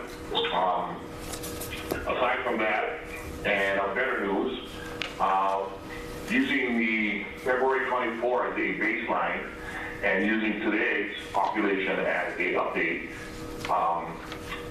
we, for example, at the Hilo Community Correctional Center had 418 inmates. Today the count is 356, which is 62 down. At KCCC, the count was 147 back in February, 131 today, 16 down. At Maui was 449 on February 24th, and today it's 378, which is 71 down. And at OCCC, the count was 1211 on the 24th of February. Today the count is 1024, which is 207 down. And predominantly, the counts at those four facilities have been reduced by a total of 356 bodies. And these actions were taken independent of anything that may or may not occur based on the two writs filed by the Public Defender's Office. So 256 people have been hurriedly released by the courts. HPA can speak to any plans they have. Separately and distinct, I'd like to let you know that I've taken the liberty myself, for example, of listing 52 inmates at the Halawa Correctional Facility who during normal times would act out on their sentence and be released between tomorrow and June 30th. So essentially there are 52 people, even if we weren't in this circumstance today, would be released between tomorrow and June 30th. That same time period, there are 5 women at the Women's Community Correctional Center who would be released. So aside from those updates, I do have the numbers, and the listings I provided to you were long. I have the numbers associated with each facility in the 4 different categories provided provided if you want to hear them. I'm more than willing to give it to them, but other than that, I'm here to answer any questions you may have. Thank you, Director. Can you clarify your count at Halava and the women's prison that you said 50-something could be released between tomorrow and June 30th? So are you proceeding with the paperwork to release those inmates? The release of inmates on parole is solely the prerogative of the Hawaii Patrolling Authority, who operates independent of us. We will provide this list to them for their consideration, but otherwise, it's pretty fair to say that these 52 people have either failed on parole a number of times previous or have failed to participate in required programming, which made for them to stay until their max out date. So without going into each specific file, like I said, there's 52 people that are going to be released between tomorrow and June 30th, and there's 5 females who fall into that same category. Thank you. Senators, any questions? Senator Moriwaki. Yes. Hi, Nolan. Thank you very much for I looked through your plan. It's quite intense, and I just and that deals with corrections. I wondered whether all of the plans that you have in terms of temporal screening of everyone and going through the monitoring, is that all in place now? To a certain extent, it is everywhere. I think the current limitation on the screening we're doing is that 2 of our facilities still don't have the no-touch thermometers. We still are doing questioning regarding travel and how they feel, but the rest of the facilities, the screening described in our plan and our press releases are currently ongoing, yes. And are the protocols that you have in place being executed as well? Because it looked very stringent as well in terms of the social distancing. I'm sorry, heavy echo. Oh, in terms of the social distancing, the PPE use and so forth, all of those are in place as well? Yes, they are, but as you might expect, in our institutions, it is not always possible to keep everyone 6 feet apart. But to the extent that is possible, yes, they are exercising all advice that's provided both locally and nationally. And one last question. All of this protocol seems to be all in the corrections area, and what the concern was in terms of your law enforcement area, are there protocols and instructions also there with your sheriffs in terms of how the social distancing, in terms of how they actually deal with the public? And are they are essential workers, so are they being instructed properly? They generally fall under the rules of the judiciary, which are as strict, if not stricter, than anyone else. Additionally, here on Oahu, our largest population, the court proceedings for the district court, which is our largest participant, is now occurring at the Honolulu Police Department cell block and no longer at the Honolulu District Court cell block. So what is coming to the Honolulu District Court cell block are inmates who are already incarcerated at OCCC. New inmates are being kept at HPD. Our sheriffs are providing assistance there, and the inmates are being either released directly from HPD cell block on their own recognizance or supervised release, and the remainder that require a level of bail or sentencing are being sent back to OCCC. So we're very comfortable that a very minimal amount of people are being bought from the street and then placed directly into a large population like OCCC. And as I indicated with my numbers earlier, at all the courts across the state, the jurists have been very good about exercising every option possible in consideration of the overcrowded conditions at our jails. So the sheriffs don't report to you, they report to the judiciary, all of them, even the ones that say service other parts of the state, the Capital District and so forth, they report to the judiciary? Or is that just No, those? everyone reports to us. However, those at the courts, which is the vast majority of our sheriffs, are following all of the rules that are similarly set in place by the protocols of the judiciary. And it includes all of those same social distancing requirements and stay home if you're sick, everything. Our remaining units, such as the warrants unit, have much more flexibility. They're not at the judiciary and have been instructed themselves to practice good health practices. And of course, our people at the state capitol, you folks probably see them more often than I do, and they certainly are. I'm very confident practicing all that is required. Okay, thank you. Thank you, Nolan. Senator Kim? Aloha, Nolan. Just a follow-up. So can we clarify, at this point, there is no inmate that has been tested to be positive with COVID?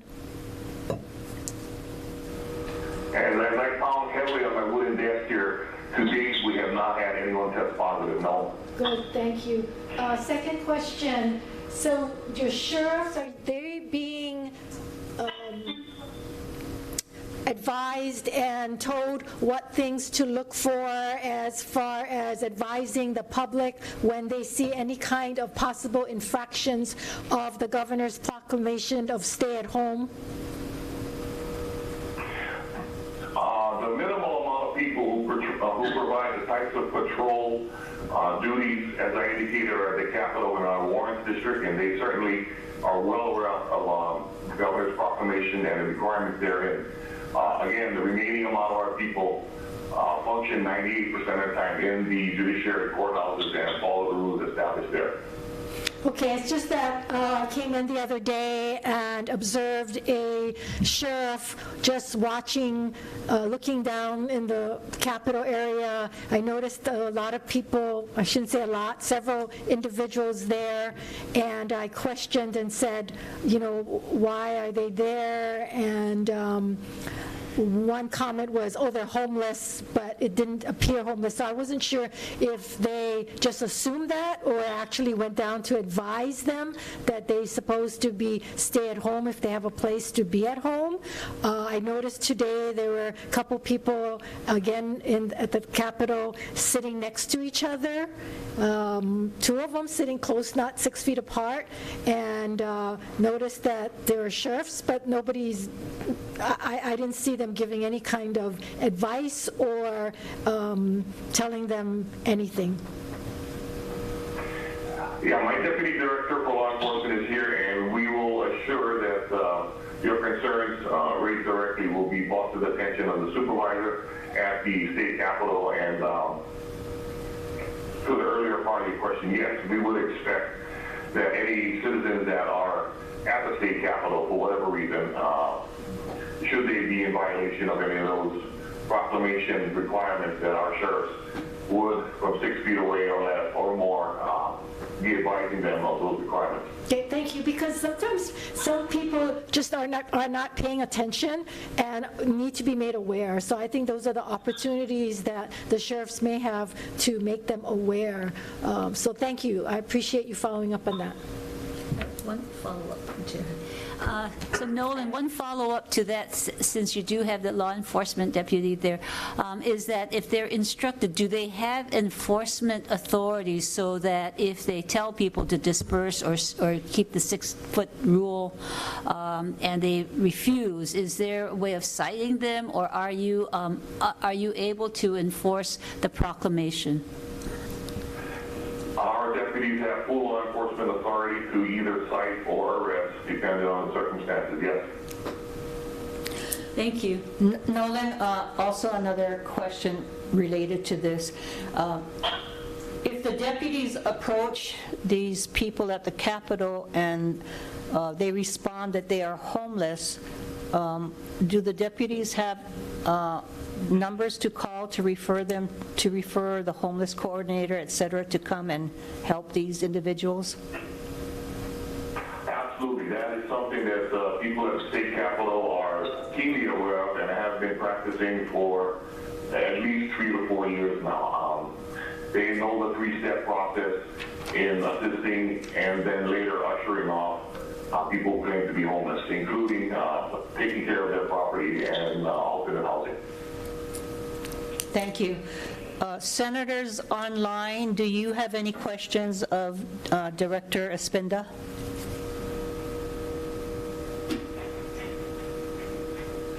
Okay, I don't believe there are any further questions, Director Espinda.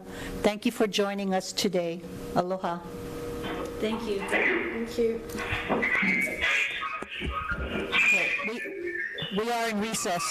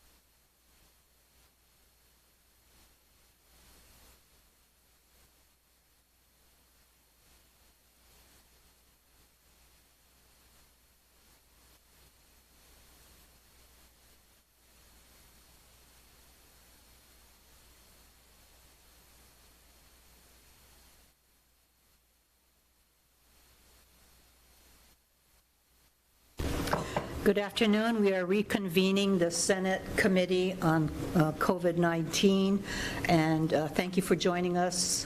I'm Senator Michelle Kidani. I'm here with Senator Donna Kim, Senator Sharon Moriwaki, and online we have Senators Dela Cruz, Senator Kurt Favela, and Senator Jarrett Keohoko-Kolole. We also have Dr. Libby Char from the City and County Emergency Services Department. Thank you for joining us, Dr. Char. We can start off by asking one of the questions that I have been asked by, go ahead. Sorry, I just wanted to clarify. So I'm not the medical director for City and County EMS. I'm an emergency physician and an EMS physician, and I provide medical direction to several agencies, fire departments, and some private EMS. But I think there was a typo on the memo. Thank you for that clarification, Dr. Char. The first question then is some of the information that I have received.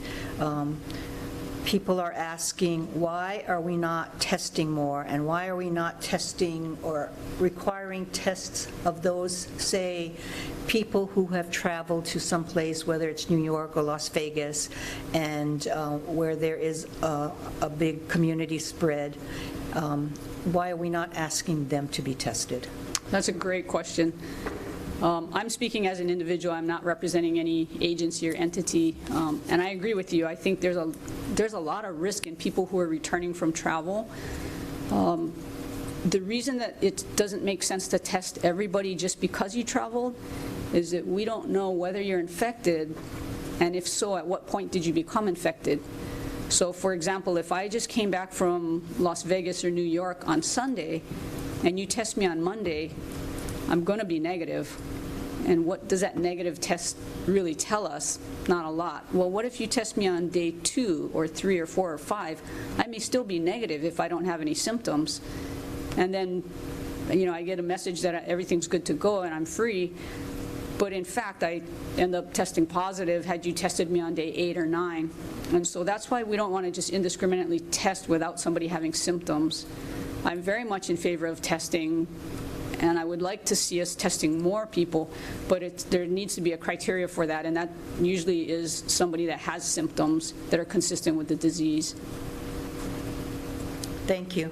Just a follow-on. So what are those symptoms that one should know about when they say, I need to be tested, and so how can we the find typical that out? symptoms of COVID are usually respiratory.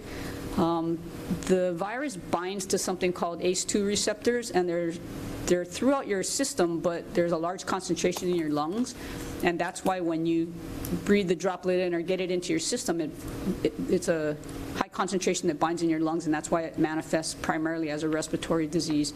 So coughing, shortness of breath, even things like sore throat, any kind of breathing issues, those are usually the symptoms that we see, along with fever, because it is an infection. Thank you. Senator Kim. Dr. Char, thank you very much. I too want to follow up on the testing. There seems to be a disagreement as to how much testing we should be doing, and I know the state is saying, or the state health department is saying that we're following CDC, where you only test those who have symptoms, maybe in a risk category, or been in contact with someone who had been tested positive, and that all other symptoms, and those that are no symptoms, of course, shouldn't be tested. But I know there's a host of physicians, and I know nationally, let's see, Dr. Ayish Jaff, who is the Harvard University's Global Health Institute, also states that we believe that there's not enough testing, and so I know you, do you agree that we should do more testing? I know you said that with more criteria, maybe all of those that have symptoms as a compromise in testing, instead of testing everybody? So I would love to see more testing in our community, and I think that's a good tool to help us minimize the spread if people know that they're positive. But we need to be careful. It's a resource, and so we need to be careful on how we're using it and to use it smartly in terms of the reagents and the test kits and the swabs and all of that. I would love to see more broad spread testing, but I disagree with just testing asymptomatic people. The yield is low. If I test negative, is it because you tested me too early? Or did you test me too late, or things like that. So I think we should be testing symptomatic people, and I think in our community there seems to be pretty good agreement on that. I spoke with several others that are either medical directors for emergency response agencies or people that have been working in the field, even at the Department of Health, and I think we're in agreement that we would love to see more widespread testing for sure, but it should be on symptomatic people and not just to test everybody as a blanket. There should be a reason to test. But yes, I would love to see more widespread testing. So to increase our testing, to start definitely with more than just if you're symptomatic and you're in a risk category or you came into contact, but broadening it to those with symptoms. So even those who were in contact with somebody that's a known positive, that's not a criteria for testing. Right. Because again, you may test them on day 3 and they turn positive on day 8, and now you missed it because you told them they were negative. So even though you came into contact, or even if you're in a high-risk group, we still want to wait until there's some sort of, even minimal, but some sort of symptomatology. That's a much higher pretest probability and a higher yield on the testing. Okay. So when would we know, after the 14 days is up or as things get better, how would we know it's safe? How do we know that it's not gonna come back again? I mean, because we're not going back to test everybody who was tested, right? I mean, that's not the protocol as far as I'm aware of. Right. So just if you got exposed to somebody and 14 days later, 14 days have elapsed and you're not sick, it doesn't mean that you can't then, go out and pick up the virus from somebody else or from some other way, or even during those 14 days, maybe on day 8 you had contact, at the grocery store or something.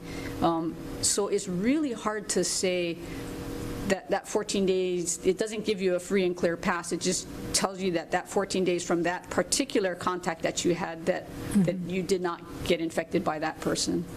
Yeah, but so I'm saying down the road as we go, into the next couple weeks, at what point, and I know the president's saying by Easter, which I don't necessarily feel that we're going to be ready, but who can make that call? Because again, nobody's going to be retested. Even if you were tested positive, are they retesting you? If you tested positive after 14 days?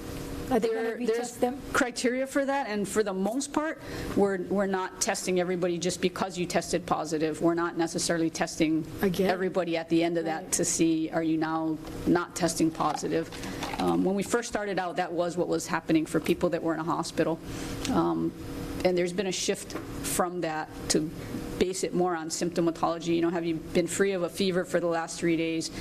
Are your symptoms getting better? Has it been 7 days since the onset of your symptoms? That kind of criteria. And the CDC's been tracking it. This is really challenging because this is something that's unfolding and evolving as we're trying to deal with it. We don't know that much other than looking at other countries and whatnot. As far as releasing restrictions in Easter, I think that's entirely unrealistic. In terms of when we're going to be out of this, I think it really depends on how well we do now. And the scary thing is that we're starting to see our numbers increase. We're on a curve going up right now. So it really behooves us to pay attention now while we still have a chance. I have a colleague in New York City, and they have thousands and thousands. They're in the, 30,000 people that have tested positive. They have over 300 people, almost 400 people that have died in New York City. It's really frightening, and we don't want to get to that point. So I think it really behooves us now to do our best to keep ourselves at home and away from others and safe. And then depending on how the curve goes and what kind of numbers we're picking up, that's probably going to be the best indication of when we can relax on some of the restrictions. So I really would hesitate to try and pick a date right now, because so much of it is contingent upon how well we do right now as a community. Well, we're not asking for a date, I'm just curious as how are we going to determine that our community is safe again, that without testing? I'm just curious if just people don't have symptoms for 4 days, then they're safe. I mean, you know what I'm saying? Yeah. Those are the questions people are asking me. So I think some of it is going to be related to testing and seeing how many new cases we're getting every day and kind of mapping that out. And then a lot of it is going to be based on symptoms and how are we as a community doing.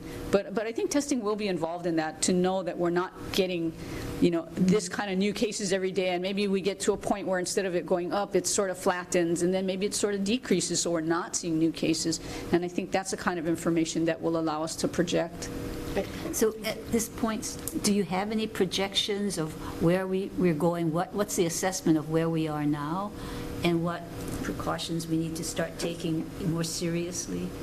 Yeah, the worrisome thing for me, and I think Jim Ireland was saying something similar, as well as some of the other physicians in the city, when we look at our numbers right now, in both the Department of Health's numbers and also us as a community, and I look at some of the responses that our first responders are doing, our call volumes are going up related to COVID-type complaints, respiratory illness and whatnot. And so I'm worried, because I think we're absolutely on a steep uphill right now. And that's where I'm hoping that the travel restrictions will kick in and that people will finally, take it seriously. I think there's a lot of sentiment that this is something that happens in China or Italy, that's not us, or South Korea, or even, this is something from Washington or New York City. And until, people here realize, no, this is us, we're in the middle of this too, I worry that people won't really take it that seriously and do what they need to do. It's difficult to comply with the restraints that have been placed on us, but I think we really need to somehow figure out how, and we need to do it. We still have a chance here. Our numbers haven't gone through the roof. Healthcare has still been able to meet the demands. But if we get more cases than healthcare can manage, that's when you get in a really bad situation with not enough resources to care for people. So, Dr. Char, I think what you're talking about is, we have discussed this before, about the steep curve when we don't have in place what we have already in Hawaii is the, stay-at-home mandate. Only essential workers should go to work, keep your distance 6 feet apart, etc. And to flatten the curve that you talk about, why is it important for people to quarantine themselves? And can you explain the difference between quarantine and isolation? Sure, that's a great question. So quarantine usually deals with people that have no symptoms. So you're well, but you stay away from everybody else, but you're not sick per se. And that's what we're asking for our incoming travelers and whatnot, is that they quarantine for 14 days. Isolation is for people that have symptoms, that have some sort of illness, to separate themselves from others. And so I think we'll have a good idea, or at least a better idea, 14 days from the time the travel ban kicked in, or the quarantine for all incoming travelers. I think that'll give us a better idea, because then we won't have so many people out in the community. For example, if you came back 2 days ago, you're not subject to that quarantine, so it's kind of arbitrary. But from the point where we said this is a mandate that everybody, who was an incoming traveler must quarantine for 14 days, I think that'll give us a glimpse at least of how well we're doing and how much is already circulating in the community versus cases from outside coming into the state. So the message really is everyone should take responsibility for themselves, and if they think that they may have been around somebody who travel, etc., they should really, really respect quarantine. Absolutely. And I mean, there are families that have tested positive, but family members have not. So they're in their homes, and the positive case should be in isolation in a separate room. Yes. And the family members should be in quarantine. You're absolutely correct. I think a better way to look at it is to think that we're all infected, and how best can we keep from infecting others, our family members, our friends, our loved ones. If I think that I would be positive, then I'm going to be really cautious to go visit my folks because I don't want to get them sick, that kind of thing. And I think if we have that mentality, that helps a little bit to encourage people to really keep your distance and to quarantine ourselves, essentially. So also, is it possible that then someone can be a carrier, not knowing they're sick, and infect other people because they don't quarantine? There's been a lot of controversy on that. So I think there are some studies that show that you can have the infection without necessarily having outward signs. Dr. Park probably has more knowledge on some of those studies, but I think some of those, when they went back to look at them, the people they were calling asymptomatic weren't actually asymptomatic. They actually did have a fever or a cough or whatever. So there's a lot of controversy about those. What we do know is that you're much more likely to be a true positive case when you have symptoms. So that's pretty much what the CDC is still honing in on, because the risk to the rest of the population is so much higher if you have symptoms. But there's some good data out there, I think, to show that it's possible that if I test you, I could get a positive result even though you don't have symptoms. But does that positive result mean that you're infectious? Not necessarily. I mean, you might be, and I think there's probably cases out there that's what's happening, but it's really, really hard to quantify. I don't think the studies are really conclusive yet. I think that's still kind of controversial. I believe you can have COVID infection and not be showing a lot of outward symptoms, but I think it's less common than those that have infection and are showing respiratory symptoms. So the message is, rather than take the chance of infecting someone, quarantine yourself and be safe and absolutely possibly save a life. Absolutely. I mean, don't do it for your family members and everybody else. Thank you for that. Senator Jarrett Keohokololi has a question.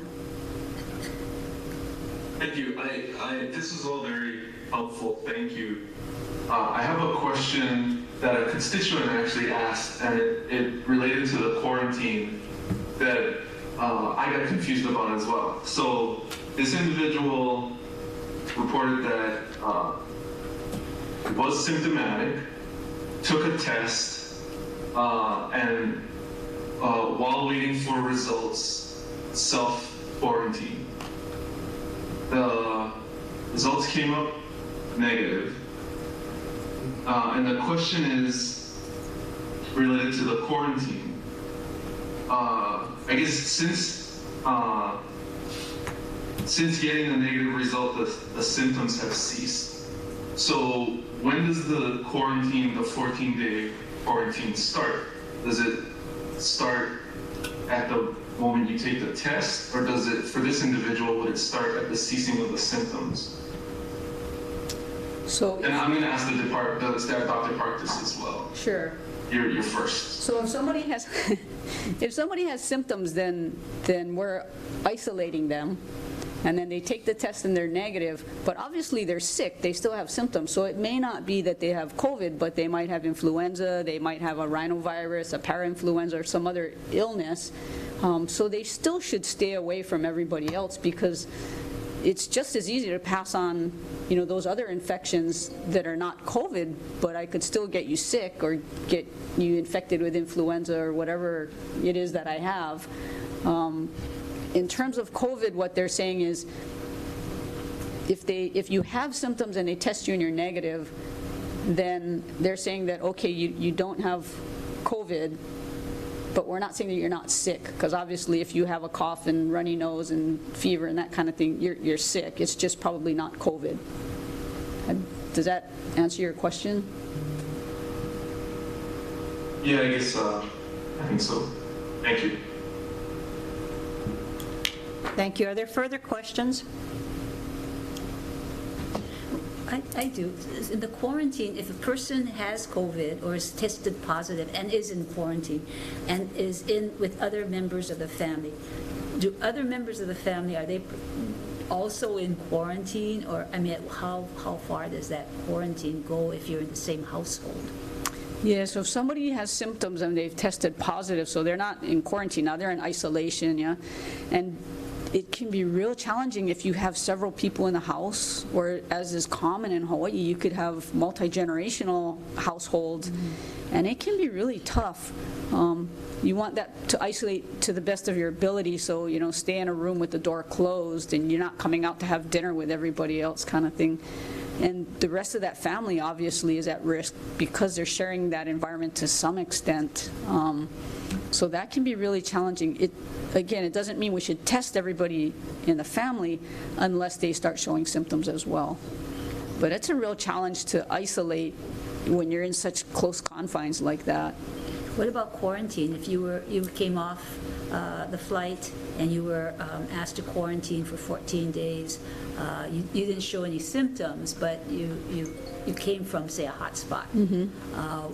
Would that, again, in close quarters with your household, would that be a necessity to quarantine everybody because you're living there in same quarters? So if you come back from, let's say, travel off island, Vegas or Washington or New York or something, you're in quarantine because you don't have symptoms, but to the best of your ability, you should stay away from the other family members and whatnot. And again, assume that you're positive and you don't want to give it to your mom or to your daughter or, you know, something along those lines. So to the best of your ability, you should stay away from the rest of the family. Understand that you're all in the same house. It could be a real challenge, but you should stay away from them to the extent that you can. Stay in your room, close the door. 14 days is a really long time to do that in a house. And the only thing I can think of is, thank goodness I was not on the cruise ship in one of those inside rooms. I can't imagine how tough that must have been. Well, the 3 senators online with us have, I think, been in quarantine for 8 days because they have not received their test results. So maybe we should ask them how they feel. But thank you for doing the right thing and not coming here. Yes, for sure. Any further questions? Say that again? I know you guys miss us. Yes, I do, terribly. So still no response, right? No test I results? have a question for Dr. Char. Sure. So I just want to make sure I get it correct, that the proper procedure is to only test if you're asymptomatic. However, if you do find a case, if someone does test positive, at that point when they're doing the tracking, they may end up testing those who are asymptomatic as part of the process of finding the source of origin. Is that correct? Not exactly. So if I'm symptomatic and I test positive, those who are in close contact with me should separate themselves from everybody else and be worried that they may test positive. But I wouldn't necessarily test them unless they're showing symptoms. Okay, but how do you reconcile that with the fact when there are reports that say people got it from those who were asymptomatic? Yeah, and again, the vast majority of transmission is from people who are symptomatic.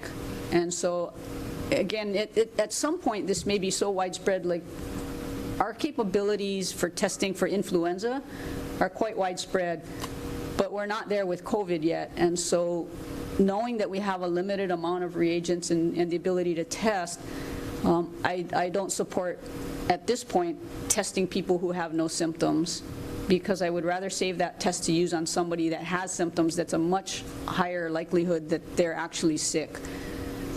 So at some point, it would be nice if this becomes so widespread that we can test anybody just based on the history. But I think right now, we should be limiting it to those that have symptoms. And that seems to be consistent with the CDC and with the Department of Health and with the other physicians in our community that deal with first responders and response agencies. Okay, so people should only get tested if they're symptomatic, period. At this point, yes. And that's because we have a lack of test kits. It has to do with the yield of the test as well as the availability and the resource that it consumes to test somebody. But again, if I'm completely negative and you test me, how do you know that you're testing me appropriately and that 2 days from now I'm not going to become positive or symptomatic? And so from that standpoint, we don't want to just test everybody and give them a false reassurance that their test is negative. The analogy I use with some of my guys is kind of like a pregnancy test. And if you think time zero was Friday night, if I test you on Saturday, you know what the result's going to be. It's going to be negative. Does that mean that you're not pregnant? Not necessarily. But that's what that test says, is that you're not. So you have to understand how to interpret the test results as well. And I think if we just test everybody indiscriminately, we're going to tell people that you're negative and you're negative and you're negative, when in fact that's not what the results are saying. They're saying that right now you have not tested positive, but if you had a credible exposure, you could test positive on day 5 or 6 or 8 or 10, and that's why we have that 14-day window. Thank you. Further Okay, so questions? if we're at the point where we don't have the same capabilities as we do with influenza, I guess that's where the medical community and Department of Health is saying, just stay at home, self-quarantine, because of the fact we don't have the flu capability, the flu-like infrastructure right now. Right, so we don't have the ability right now to just indiscriminately test anybody, symptoms or no symptoms. And so we're trying to focus the resource on those that do have symptoms. It's a much higher yield that they would test positive. Additionally, if you're symptomatic but you're not too bad off, I would tell you to stay home because, number one, you don't need to be in the hospital, and that's a horrible place for you to be because you could infect people who are vulnerable. And number two, I don't really have any treatment at this point, so that's another reason, stay home, take care of yourself, monitor your symptoms. But there's not a lot of difference that it would make whether you were anyplace else, like in a hospital. There's not a lot of difference to you. So that's why they're saying if you got exposed, if your symptoms are mild or whatever, you can stay home and just monitor your symptoms. And if you get to a point where you are having some concerning symptoms, then you need to call your physician. Okay, thank you. So if you stay home and monitor your symptoms, what are the recommendations for you to do to help yourself? Drink lots of water and... So the CDC actually has a list of things to watch for. It's a single page. I can send you a link for that.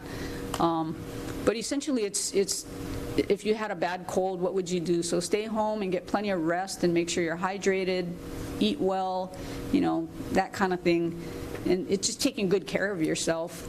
And then again, making sure that you're not sharing germs, whether COVID or not COVID. You don't want to share germs with others. So, wash your hands a lot, stay away from others, those kind of things.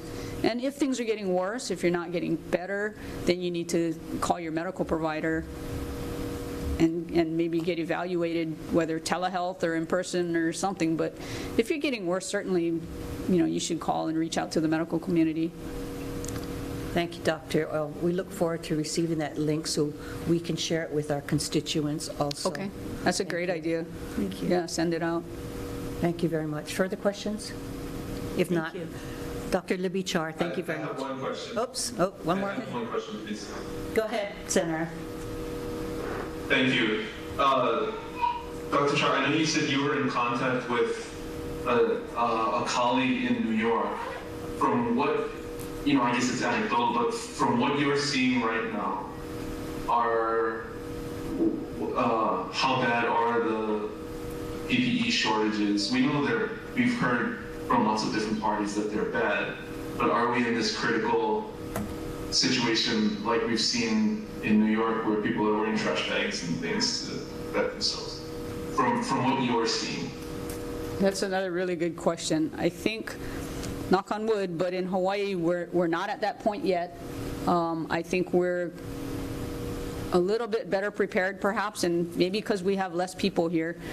But so far, we're doing okay with PPE. We're eyeing shortages if this is going to go on for many, many months. But for the next, few weeks to several weeks, I think we should be in okay shape. And we're actively trying to procure new PPE. We're not going to wait until our supplies are depleted. So we've been working with all the different entities, with the state and the feds, to try and replenish our PPE supplies, and also to be good stewards of it and not be wasteful of the PPE that we do have. But so far, we're doing okay with the amount of PPE that we have in our state versus other states where they are just in dire straits. I mean, I'm hearing comments from some of my colleagues about wearing a bandana to work, and that just makes me shudder. Thank you, Doctor. Thank you. Thank you very much. Appreciate your being here. Can we send the flies?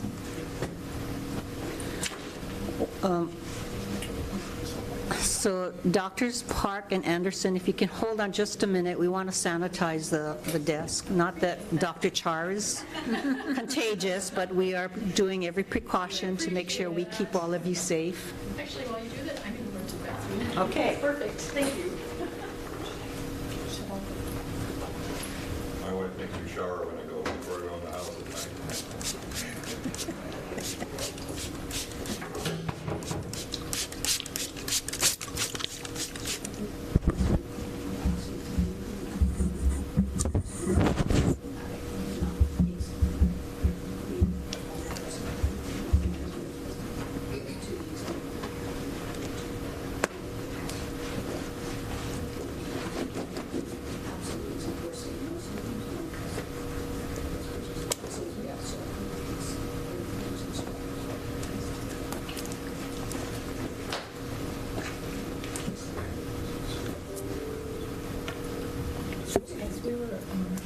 You saw the people downstairs, and as I was coming back, a couple shirts and everything, there's like about 10 people all scattered around. Nobody's doing anything. It's like,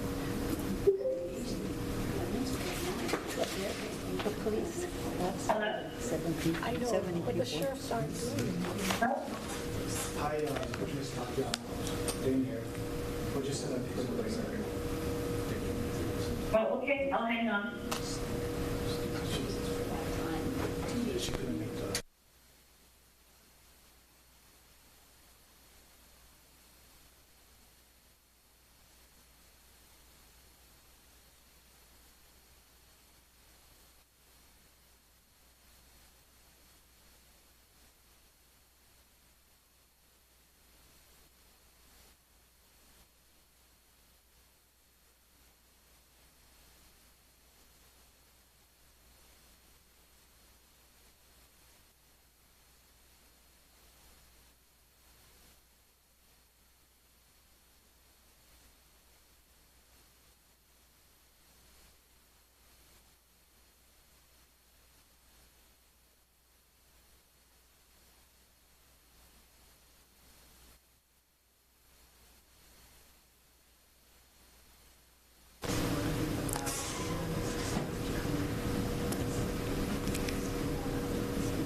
So our next on the agenda, we have the Department of Health, Dr. Bruce Anderson, Director, and Dr. Sarah Park, the state's epidemiologist. I can say that. If you'll please join us, and we have you separated like we are to keep your 6-foot distance. Not that you were sitting that far apart, but let's proceed by starting with an update. I know we've got more cases. We have people on respirators now in the hospital, so can you Sure. go ahead? We're continuing to follow up on all the reported cases, and since reported last, we had, I think, 6 cases yesterday. We have 14 new cases today. That includes 9 on Oahu, 2 on the Big Island, 2 on Maui, none on Kauai, and we're still looking at 1. Keep in mind that we get these reports, and some are only hours old before we were reported to you, so they're still collecting information on some of these. But you might be interested that on Oahu, 9 of the cases, all of the cases were Hawaii residents. They weren't visitors. Same's true on the Big Island. On Maui, one was a resident, one was a visitor, and again, we have one that we're continuing to evaluate, which I think reinforces the point that a lot of the virus that's being introduced is introduced as a result of Hawaii residents coming home, being exposed somewhere else and coming home. So that's continuing to be a... Dr. Anderson, can I ask you to lift your mic up so the people online can hear? Thank you. Okay, it's working today. Okay. Thank you. I hope they heard what I said. I won't repeat it unless you'd like me to. But let me tell you a little more about the lab testing. There's been, of course, a lot of discussion about that. To date, and of course these numbers change by the hour, but today we have reports of a total of 5,747 lab results that have come into the state through both the clinical labs and our state lab. The clinical labs are doing the vast majority of the testing. That includes CLH and DLS. In fact, together they've tested so far 5,379 of the 5,747. Our state laboratories division, which serves as a reference laboratory, has tested 368 samples altogether, which includes samples that are being run to confirm private lab testing, but also the lab samples that we're using to the testing we're doing in our Sentinel survey. Dr. Park can talk more about that. You've heard about it, but we got another lot of 26 results back today. They're all negative.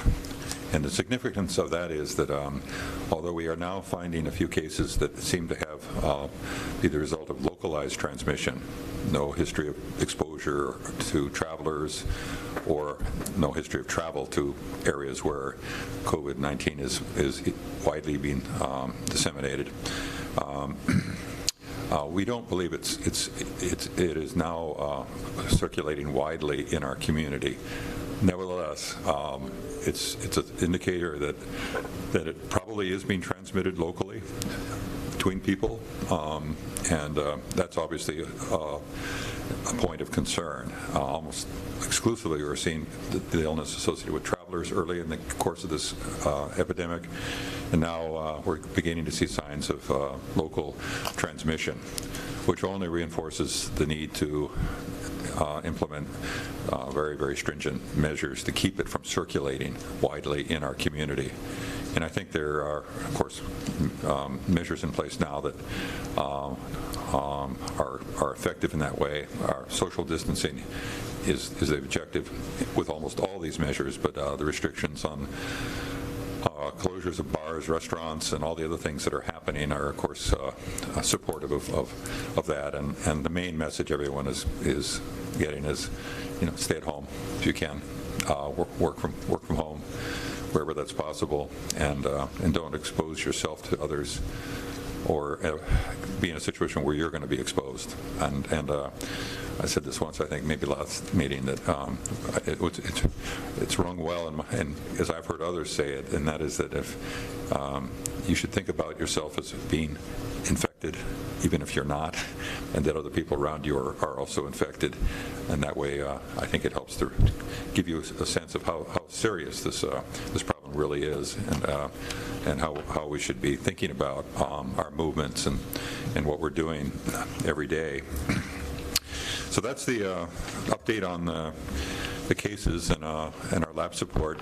We're going to be continuing to do what we are doing now, which is to aggressively pursue any cases that are identified.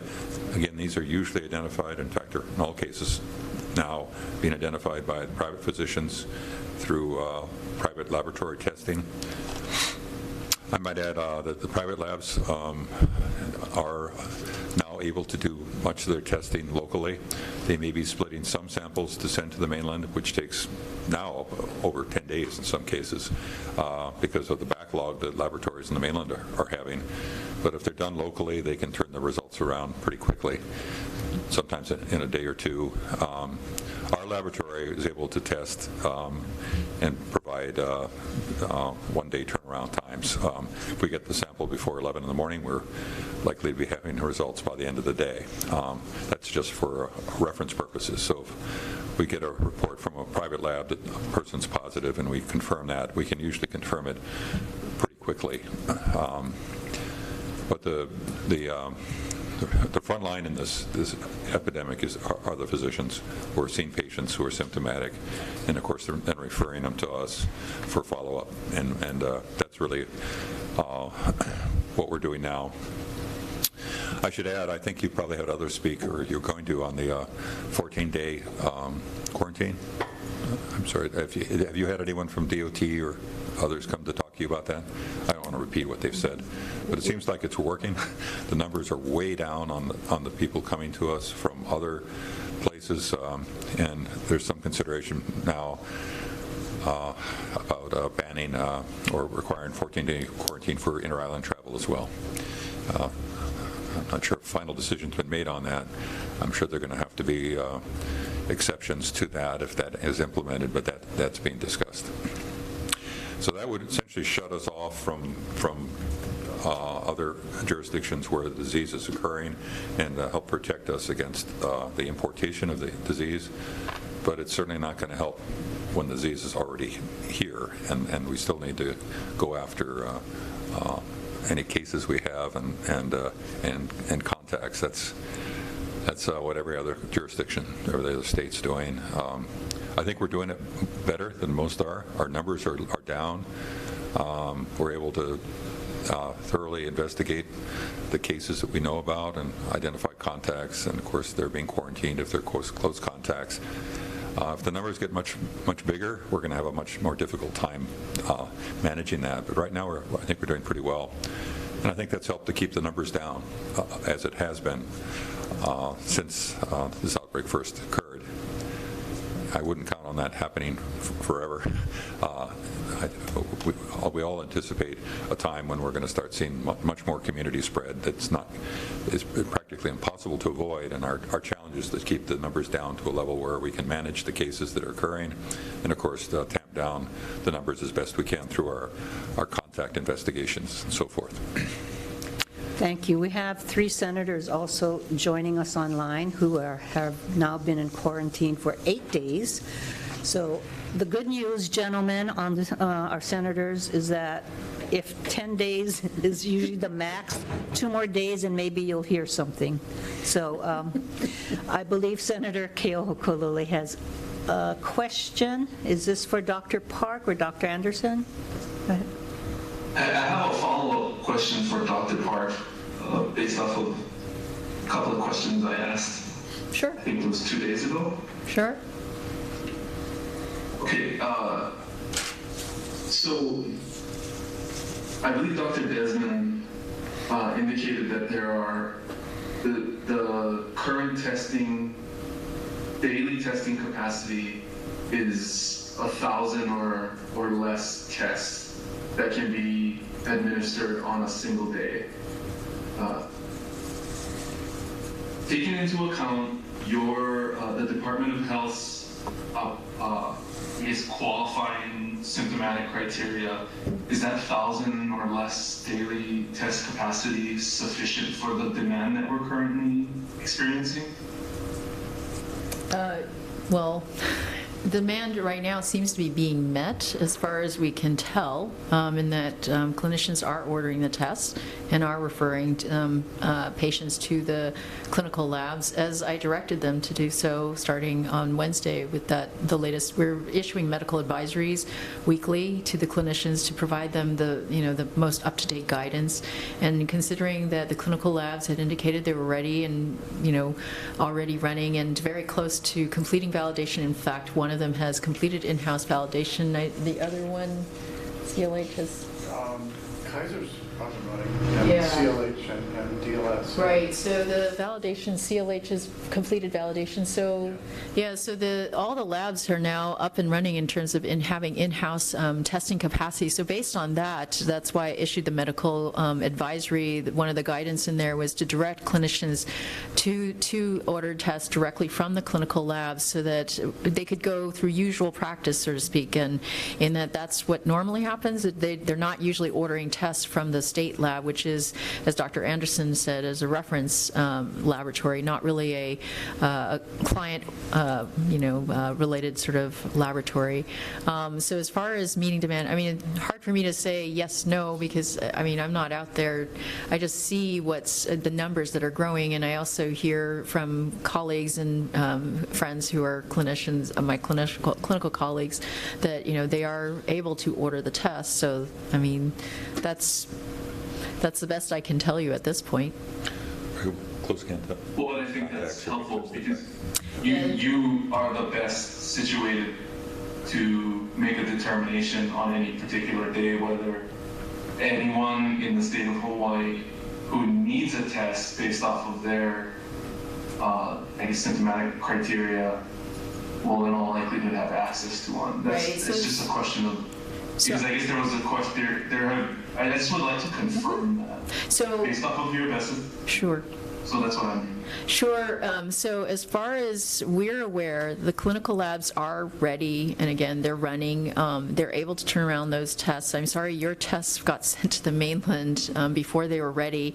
But as far as the testing capacity, we have it now in the state, which is a good thing. But of course, as you heard the last time we talked with you all, there are still issues around supplies. Dr. Desmond, who is now here, by the way, has indicated, he's been communicating with the laboratories, and they have indicated that they are still experiencing continued intermittent supply issues. The other thing I would just caution is that my concern is more about, in terms of access to tests, the answer would be yes, theoretically, but then we also have to think about it is Hawaii, and we have always had the issue of healthcare access in general. So it's not even just the test, but just healthcare access issues, and that may be something to consider. Hopefully our federally qualified health centers can meet some of those needs, but we know also that there are some individuals out there that still have problems accessing health care. Let me mention one problem that we're just hearing about. That is a lot of private physicians, not a lot, but quite a few private physicians are closing up their practices probably because of concerns about COVID-19. Many of them, are not used to dealing with infectious disease issues like this, or they have other reasons to close. Well, it's a PPE issue too. It's a PPE issue, right? Many of them aren't used to wearing PPE or don't have any supplies in stock. That's concerning because that, of course, puts an increased burden on the other medical facilities, the hospitals and others who might be there. And actually, I was hoping that if this is broadcast, it might be helpful to mention that individuals who do not have a physician anymore can contact our federally qualified health centers, and we do have physicians there who can see patients if your physician is no longer practicing. But I think this is going to get to be more and more of an issue.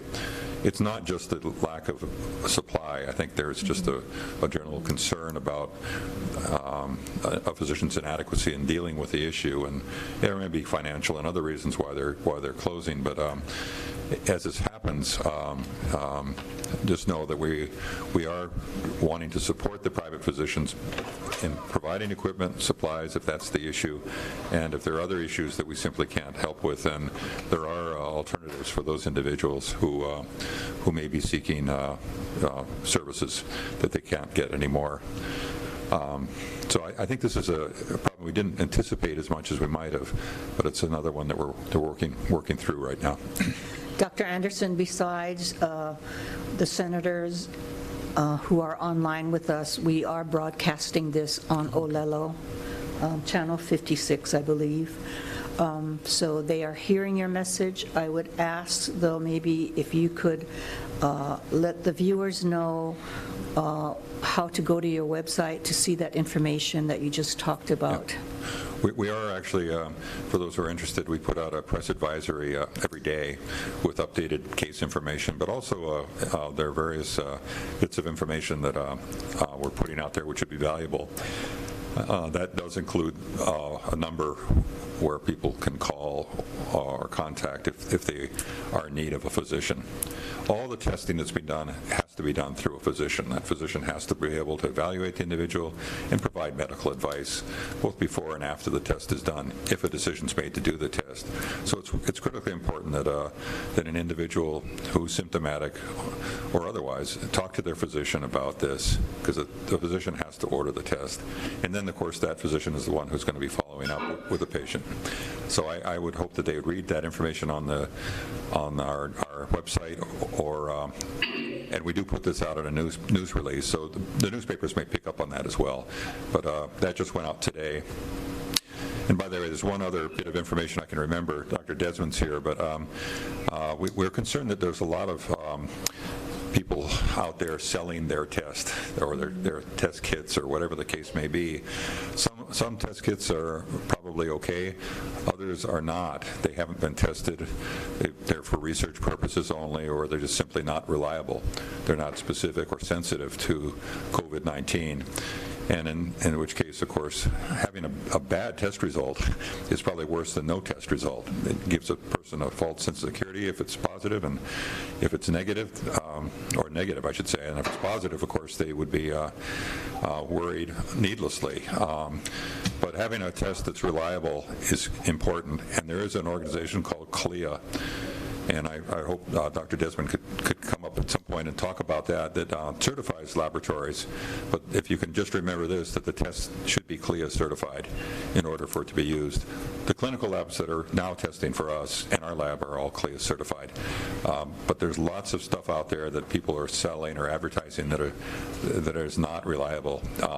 Test kits that can be, promising a half an hour turnaround or, on the spot analysis are not necessarily reliable enough for our purposes, certainly, and for others as well. Senator De La Cruz has a question. Last time we met with the Department of Health, they had mentioned that the South Korea model has some expense to it and would need some manpower.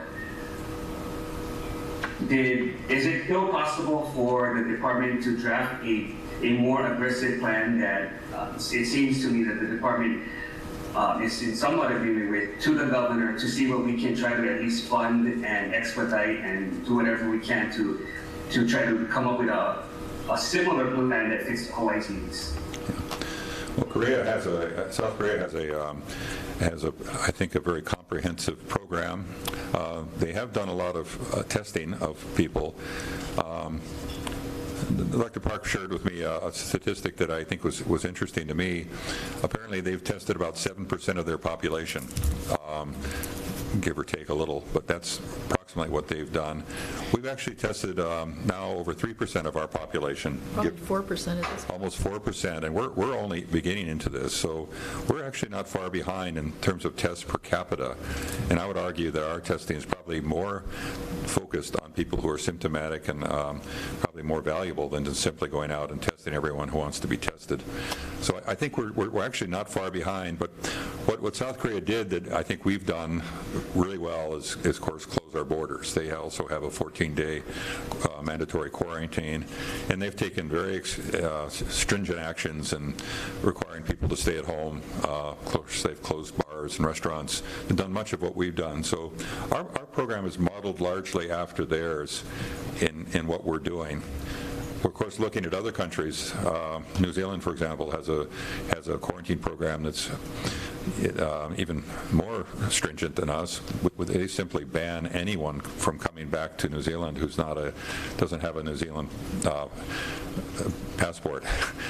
So they've actually had more restrictive travel conditions than what we have now.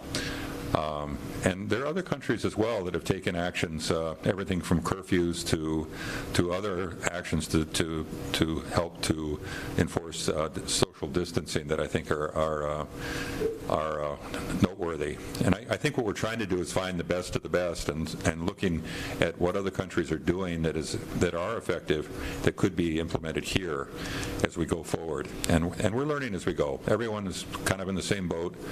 No one argues that we shouldn't be acting very aggressively and early. The biggest mistake that the countries have made that have a huge problem is they didn't act quickly. I think we're lucky not to have had a lot of cases, and we are really early considering where we are in the epidemic curve.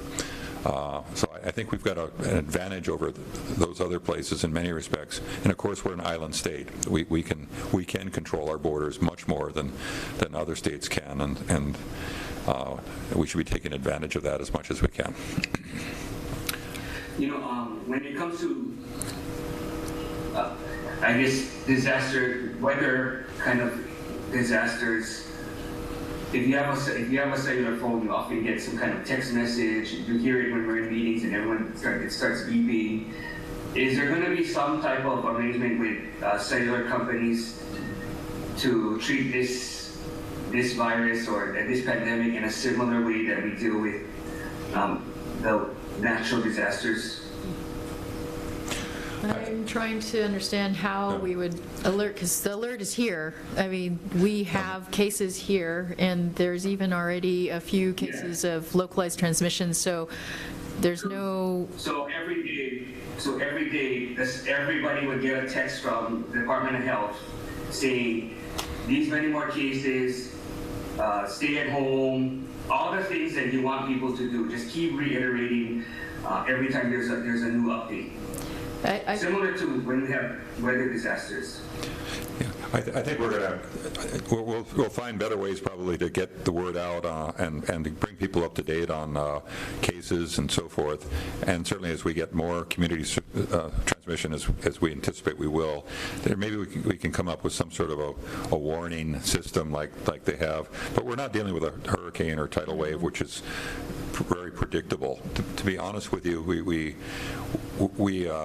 we haven't seen a huge wave of new cases as they have in many places. We expect that might happen, and we're preparing for that. Perhaps we could come up with some sort of a public notice system where we could alert people as to the current condition. I know General Har is going to be here later today. He mentioned to me he would be, and he'll be talking about various triggers that they're planning around and actions to be taken when we reach those triggers. So short of a cell phone type alert system, certainly the emergency management agencies here will be implementing plans based on in part at least, based on the conditions as it relates to the transfer of the disease, and possibly ramping up even further our controls. I'll let him speak to that. Other countries have adopted similar measures with using cellular phones as a way to notify the masses. Yeah, one thing that's really that we are doing is we're using our cell phones to track visitors and others who are under quarantine. That's actually something that's we found to be very efficient, very useful, in lieu of having to watch the person or to try to follow their whereabouts. So that is a good application for a cell phone. And we'll if there are some good ideas that other countries have put in place to keep people informed, we'll need to look at those. And certainly, I'll ask our communications folks to see what might be available. So one question, communication. Just if you're dealing with your communication folks, I know that you've been working on this and social media, but the millennials, we've seen, are the least likely to really adhere to the social distancing. So I think what's being asked by Senator De La Cruz is not only the number of cases and whether we're spiking or moving closer to a surge or whatever, but at least at those messages come in, we've got more, you have have to do these things. If you have these symptoms, we've just learned today what is symptomatic, then please, keep your distance. These are things to do, so that at least I know they look at their phones all the time, that this would be a way of getting to those who think it's really not their problem.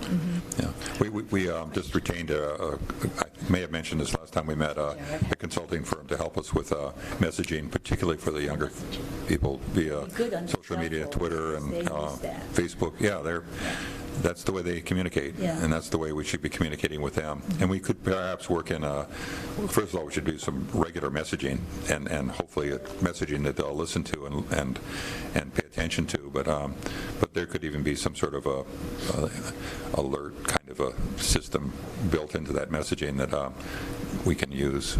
The news stations do it regularly with breaking news, so maybe we could do breaking COVID-19 news. Senator Kim has a follow-up to the messaging Just a issue. follow-up, you had mentioned that you can track by phone. Are you using some kind of app? Because I know that South Korea has an app that they can, for all the visitors that have the 14-day quarantine, that they can monitor and have them report back in or something like that. So is that what you're talking about? Yes, exactly. I'm not sure that they're required at this point to have the app, but there was certainly some discussion around that. That would be a good question for Director Hara when he comes to ask him about. That would be implemented through the Department of Transportation encounters when they come by So plane. how are you keeping track of them? You said you're keeping track of them by phone. How are you keeping track of them? We've kept track of the contacts that we have, and of course the cases. Right. So we've focused on those where we, the health department, have not been engaged. People with real risk, essentially. That's how we're keeping track of them. The group that I think you're concerned about are the travelers who are now subject to the 14-day quarantine. No, I was just wondering if you had some kind of an app keeping track of those that you're keeping track of. So you're just doing it by the contacts? By contacting them directly, because if you can imagine, if they walk out of the house without their cell phone, not very useful. So we're requiring, for certain ones, we do video call, and others, phone call, but we keep in regular contact with individuals, it's also, making sure they're okay, right? So. But again, Director Hara I know he's looking into that. You're correct. In South Korea, all the travelers are required to have a cell phone number, and they actually have to report in twice a day as a requirement of their quarantine. And then, of course, you'll be able to contact them just to check in on them at other times. So that's a relatively inexpensive way of handling that. Certainly not better than posting a guard at the door and making sure they stay home. Because they can't be released until they download the app, from what I've read. So. Right. Good idea. And that's one of the things that I think South Korea has done that's I don't think others have done that is helpful. Of course, you have to have someone man the phone banks and be able to be sure they're following these individuals, and that's resource intensive. Nevertheless, it is a very good tool.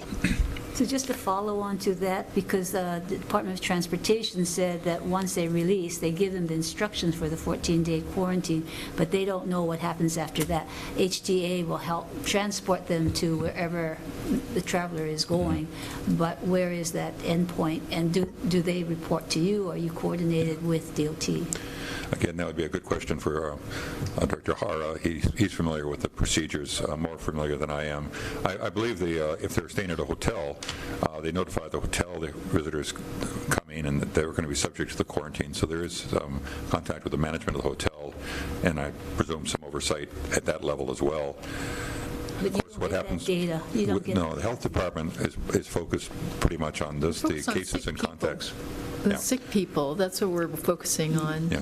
Most travelers now are probably taking precautions, so if they're well, that's fine. As long as they go through their 14-day quarantine and they're fine, then they're fine to go back to society, and we don't really need to focus on them. I don't think you want us to. The sick people that we've been monitoring, I must add, have been very compliant. I can't think of a situation, maybe one or two out of all the ones we've been following over these last couple of months, that have intentionally violated their quarantine. I think they're realizing that they are a risk to others, and for what it's worth, they've been very compliant, recognizing the seriousness of the situation in staying at home, basically, and not exposing other people. That's good. That's good news. But the other issue is really, as we've moved to this model now where the clinicians are, really able to order the labs from, the testing from the labs, I think it's good to remind you all and everyone out there to understand that we move back to what normally happens with a disease, in that it's the physician is seeing the person, and what we constantly are reminding the physician in the labs is report immediately as soon as you suspect. And the person themselves may have been sick for a little bit before they actually see their physician. So there's that time that we've lost to make sure that person is staying isolated. So this is why underscoring the need for everyone to understand that if you're sick, stay at home, except when you're seeking medical care. And when you seek that medical care, make sure to call ahead and talk about whether you actually need to seek that medical care or not. Because if we all followed that simple message, that would drive down, the numbers of cases out there. And so as we keep going forward, and people are getting their tests ordered through the clinical labs, the department is not having immediate visibility on these persons, and so there is going to be a lag period before we're notified.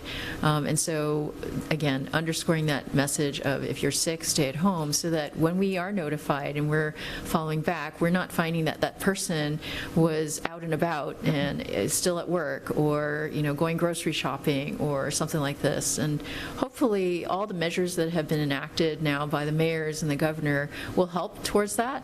And I agree with you, Senator Moriwaki. I mean, it will be important to keep messaging to the community, to our community, to follow the direction of staying home when you're sick. You had mentioned the federally qualified health centers for people who don't have docs, because there are many of those who don't have them, and how that message could go out as well, that it's free, because we want you to be tested if you are symptomatic or something like that. Yeah, we'll have to get that out also to the younger people. Senator De La Cruz, I know wanted to talk a little bit about the things that we are doing going forward. That I may mention a few of those if I have just a moment to do that. I think it might be of interest.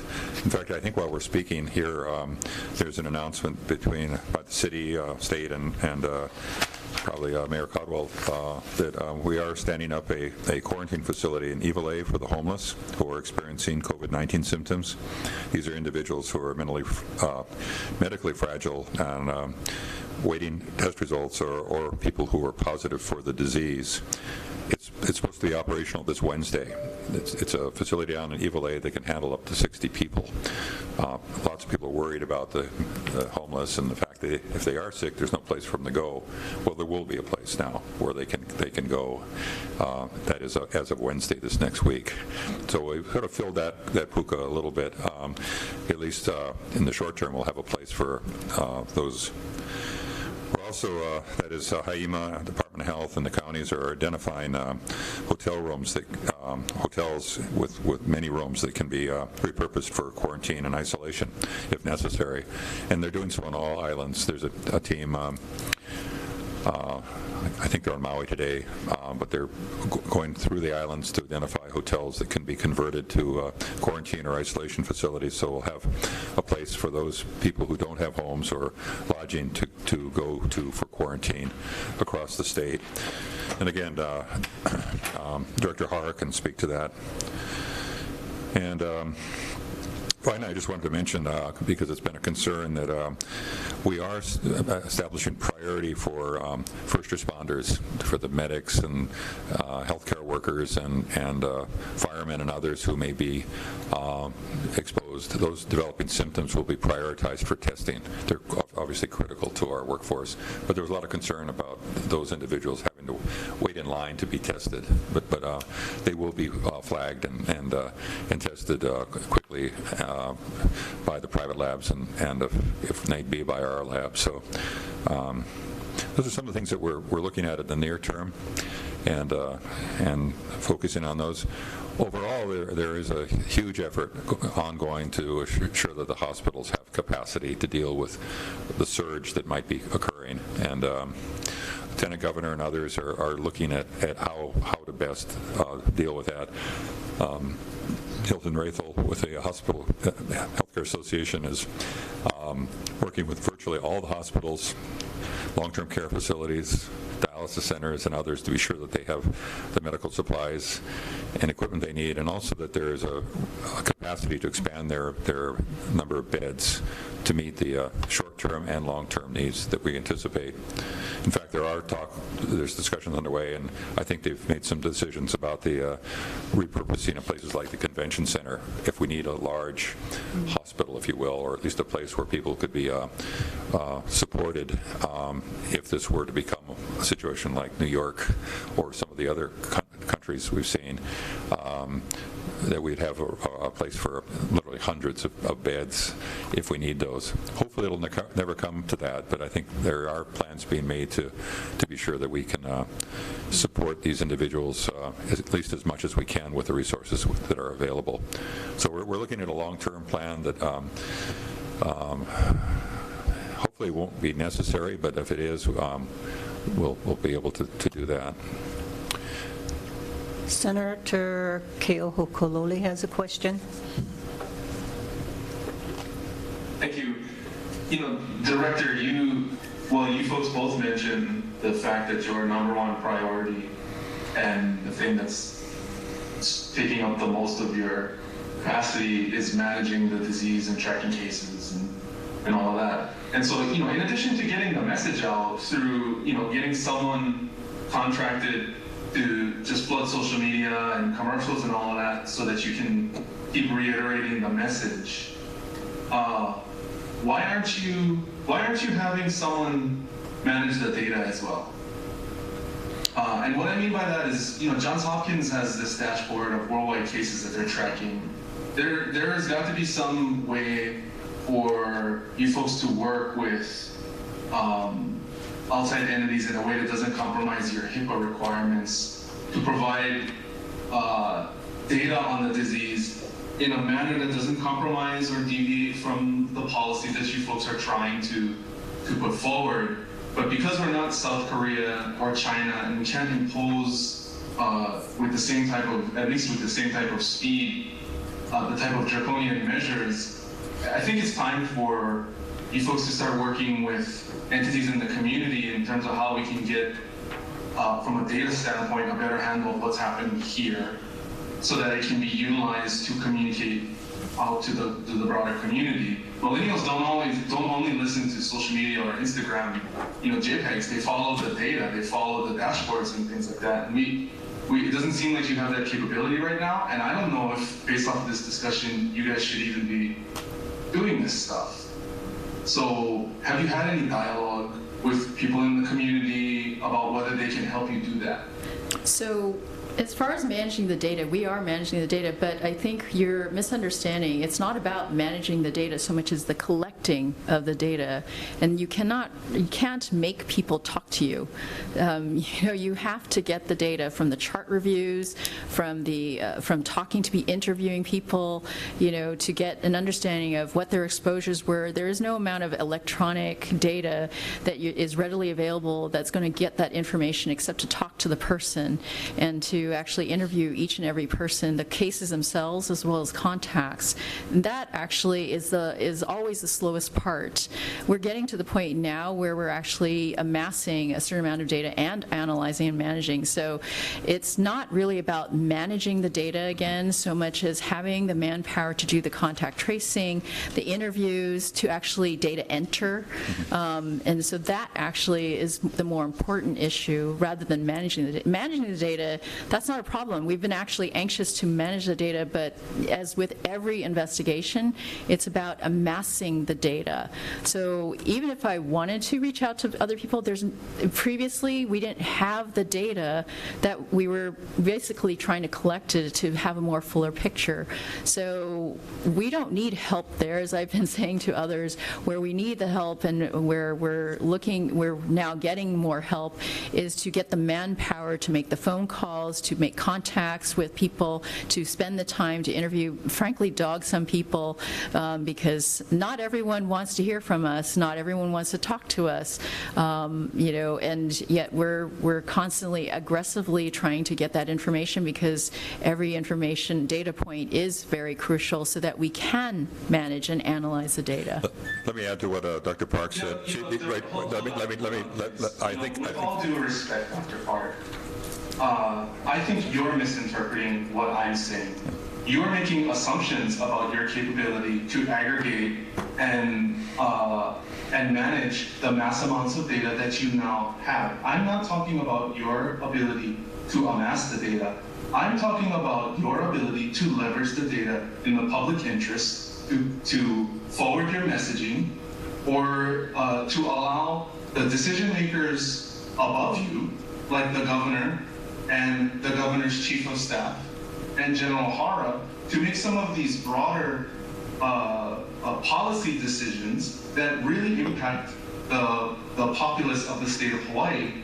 And it doesn't seem like you are understanding that the amounts of aggregate data that you folks are collecting can be utilized and leveraged in ways that you might not understand you're capable of doing. And within the guidelines of HIPAA, I'm talking about aggregation of data that can be leveraged so that you don't have to get responses from people who refuse to talk to you. There are methods to do that. The United States of America is the absolute best in the world at doing that, and it doesn't seem like you're qualified to make those type of assumptions. So I would recommend going forward, Director Anderson, that you folks engage people in the local technology community who are already aggregating the public data that you're providing on a daily basis, which is getting much better, and is helping them utilize their tools and skills in the public interest more effectively. Thank you. Let me just tell you a little bit more about what's happening. And I think Dr. Park may have misunderstood the question a little bit. Actually, she provided me one thing that just today that I think would be of interest, and this has been regularly happening. There's an epidemic curve showing the cases that have occurred here. She's also working on maps to show where we've had cases, which will inform policy decisions here, no doubt. We are aggregating the data that we have. Which you shouldn't be doing, in all due respect, which you probably shouldn't be doing, because you've already made it clear that the capacity of the Department of Health should be focused specifically on doing the case investigations, managing the labs, making the medical determinations that in agreement with the broader medical community. Do you even have staff to aggregate these maps that you're putting up on your website? Or have you reached out to the broader technology community so that maybe you can leverage them?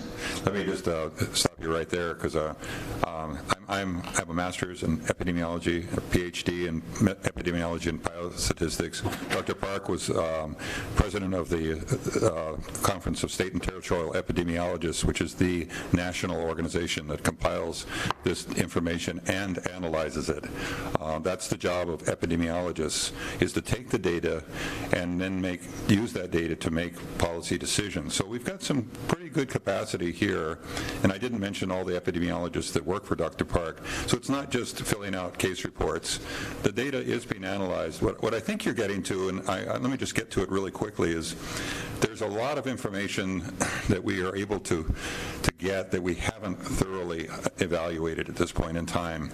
We do need to look at trends. We do need to see how effectively our intervention measures are working. I look every morning at the curves in other countries and look at their implementation measures to see who are flattening those curves and what are they doing differently there than we're doing. That's the kind of information I think that's very helpful.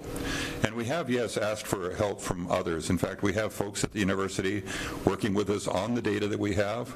We have, I know that the Hospital Association is now, I can't tell you, but I can tell you that Hilton Rathel knows exactly how many ventilators are out there, what what they anticipate they'll need in every hospital in the state.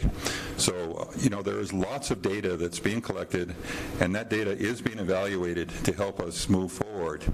Maybe it's not being visible to you all, but I get reports every day from the Hospital Association on the status of the medical system here.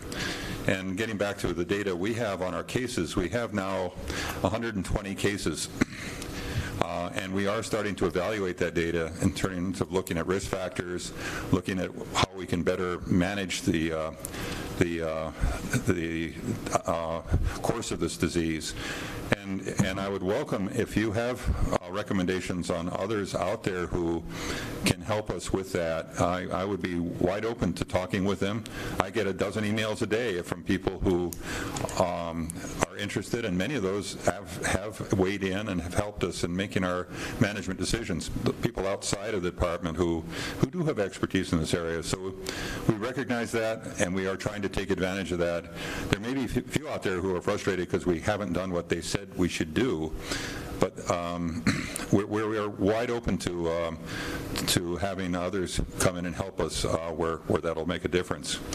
Well, one thing Dr. Park did mention, and that is our short-term need is probably going to be doing a lot more case investigations. I hate to say it, but if the numbers go above 20 or 30 a day, which is not, that's certainly very realistic looking forward, we're certainly going to be over our ability to even collect the data.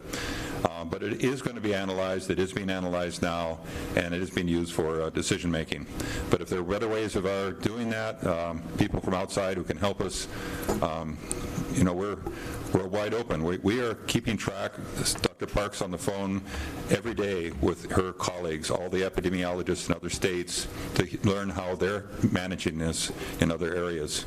So we're not doing this in isolation. We're really very much plugged into what's going on nationally and applying best practices. I have a quick question. Senator Kim. Thank you.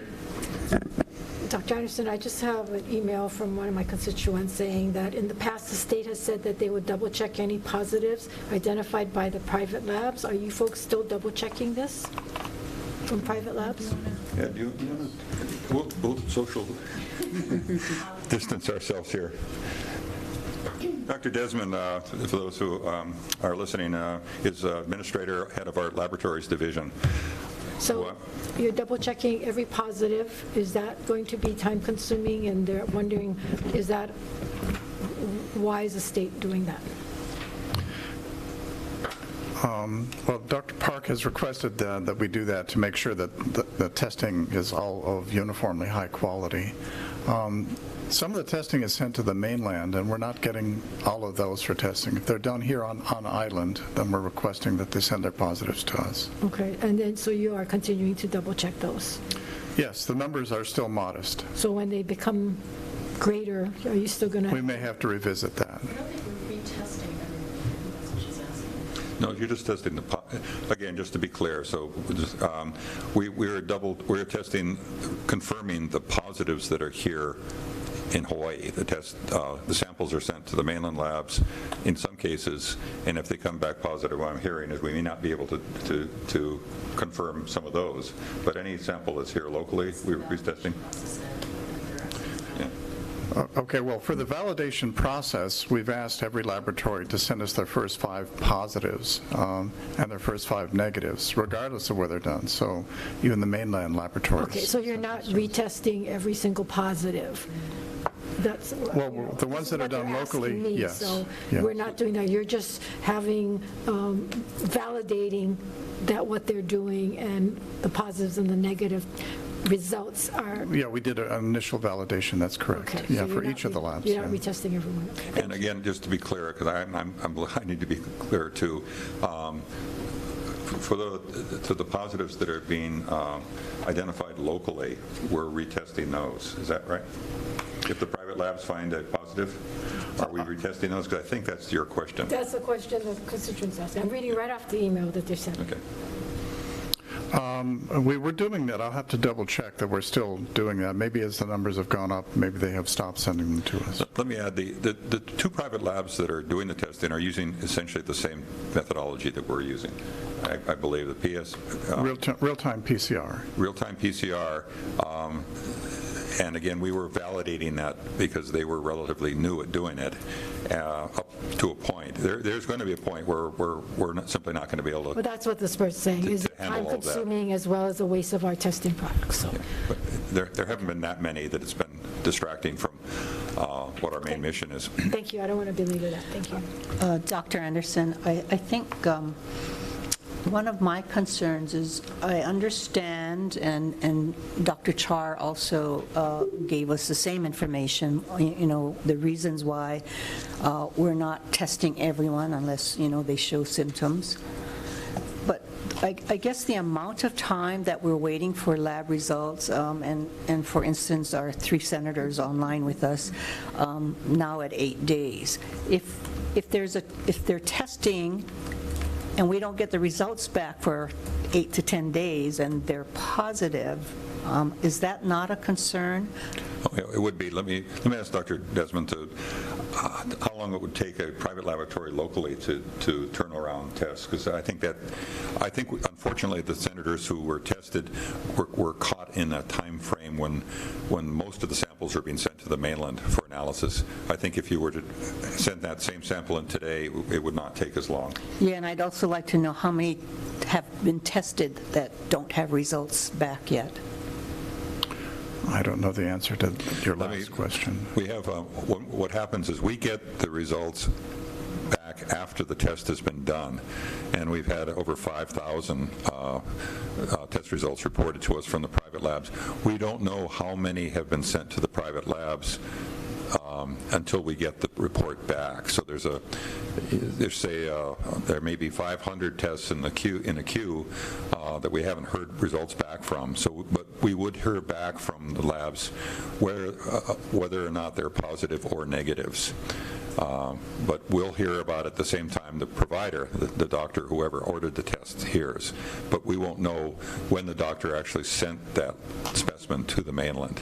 So that's the time frame. That's the gap in what you're asking for, that we can't tell you. We don't know how many people have ordered tests until we get the results back. But that time frame is much compressed now, and I think we're talking a matter of a day or two for the private labs now. Is that right? Yes. They try to turn them out within a day. If they receive it one day, they try to have the result by the next day. They're tested locally and not sent to the reference lab on the mainland. Okay, but I guess there is still a concern if we are not sure of how many tests are out there. And I can see now if you're saying they're tested today, we're going to know tomorrow. Yeah. That's not bad. But when will those who have been tested and are still waiting, what's the number of those? Well, probably there may be some delay even now on the samples that were sent to the mainland a week ago. I've heard, as I mentioned earlier, some results are taking 10 days or more to get back to the physicians. So we have 120 cases as of today, but there probably could be a couple thousand out there that were tested and we don't know results yet?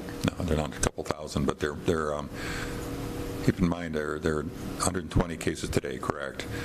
We have 5,000 or so test results back.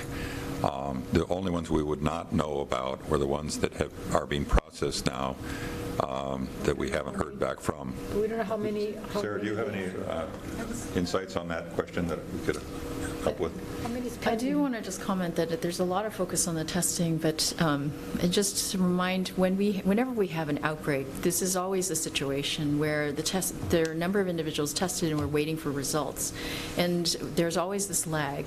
And this is why the prevention measures are so important that people follow. So remember dengue.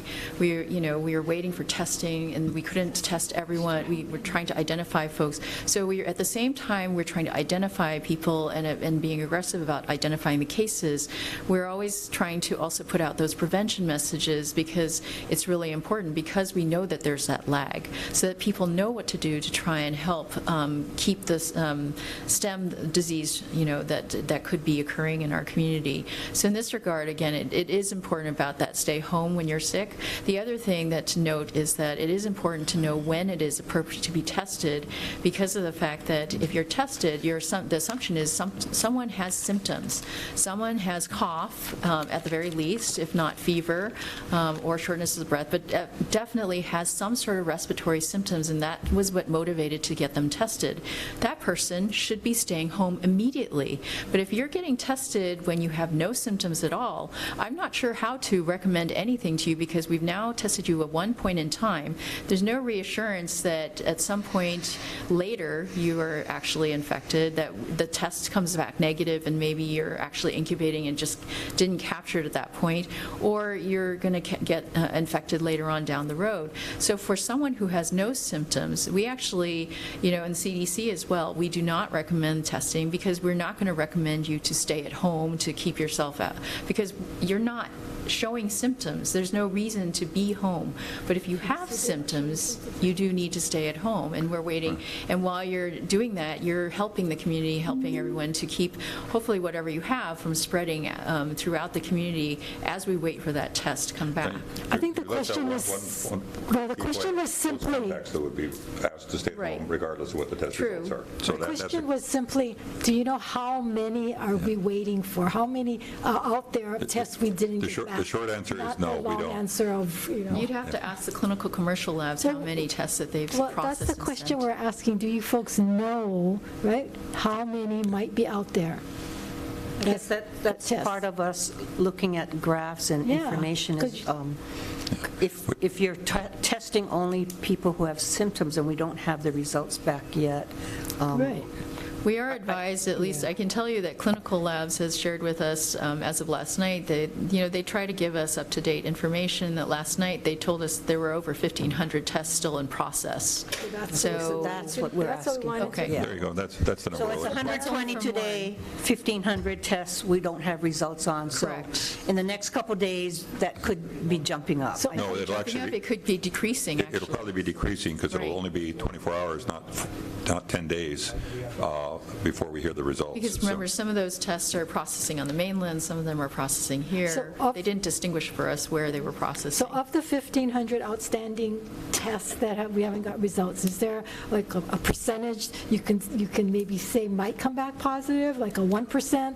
No, because we're still in a state where we're seeing more imported cases or travel-associated cases versus community-associated cases. And, you can't, disease is not predictable. It's predicated on human. Just my simple answer. Well, if you want to do some really quick in your head math, we've done 5,000 tests and 120 have come back positive. That's the ratio of how many tests have been done, how many are positive, roughly. So but of the 5,000 we did, you're saying there's 1,500 tests that haven't come back yet. Yeah. That's what we're yeah. Okay. If you apply that ratio to I think that's what Bruce is saying, if you apply that ratio to what's still pending, it isn't a very large number. Yeah, so it's hard to know. I think one of the mistakes or things that we are now reinforcing more and more is the importance of being symptomatic when you get tested. For the person who is exposed, say if I were COVID-19 and you're worried about being exposed to me today, it would be a waste of your time to go be tested today. Okay. There's absolutely no reason why that would help you know whether you were actually exposed. You wouldn't expect to have the virus multiply in your system where it would be detected. That won't happen for at least 4 or 5 days probably. This whole idea of being asymptomatic, it's very valid, and there probably are lots of people who are asymptomatic who are having the virus in their system.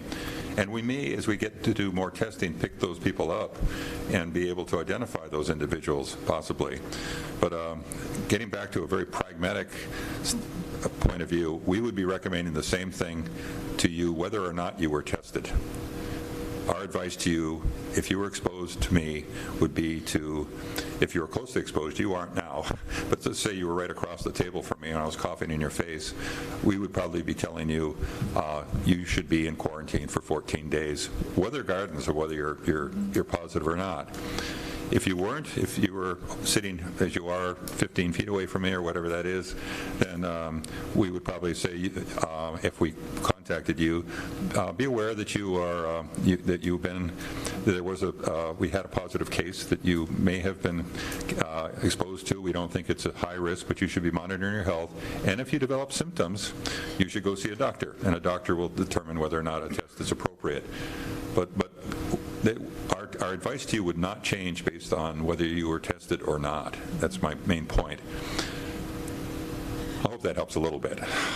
We just wanted a simple answer. So of the 120 positive cases that we have in the state now, are you seeing any kind of clusters? I know we talked about this before, and you don't want to name the neighborhoods, but is there anything that would make you take notice and concerned that there may be a virus circulating in one community greater than it is in others? No, not that. The last statement, that there isn't an indication that there is necessarily more virus in one community versus another, unless you might say that based on the fact that we have identified cases here on Oahu as well as Maui that seem to have no connection to travel, so they in themselves represent community-associated transmission. They're a concern. It does indicate that somehow a limited transmission is occurring.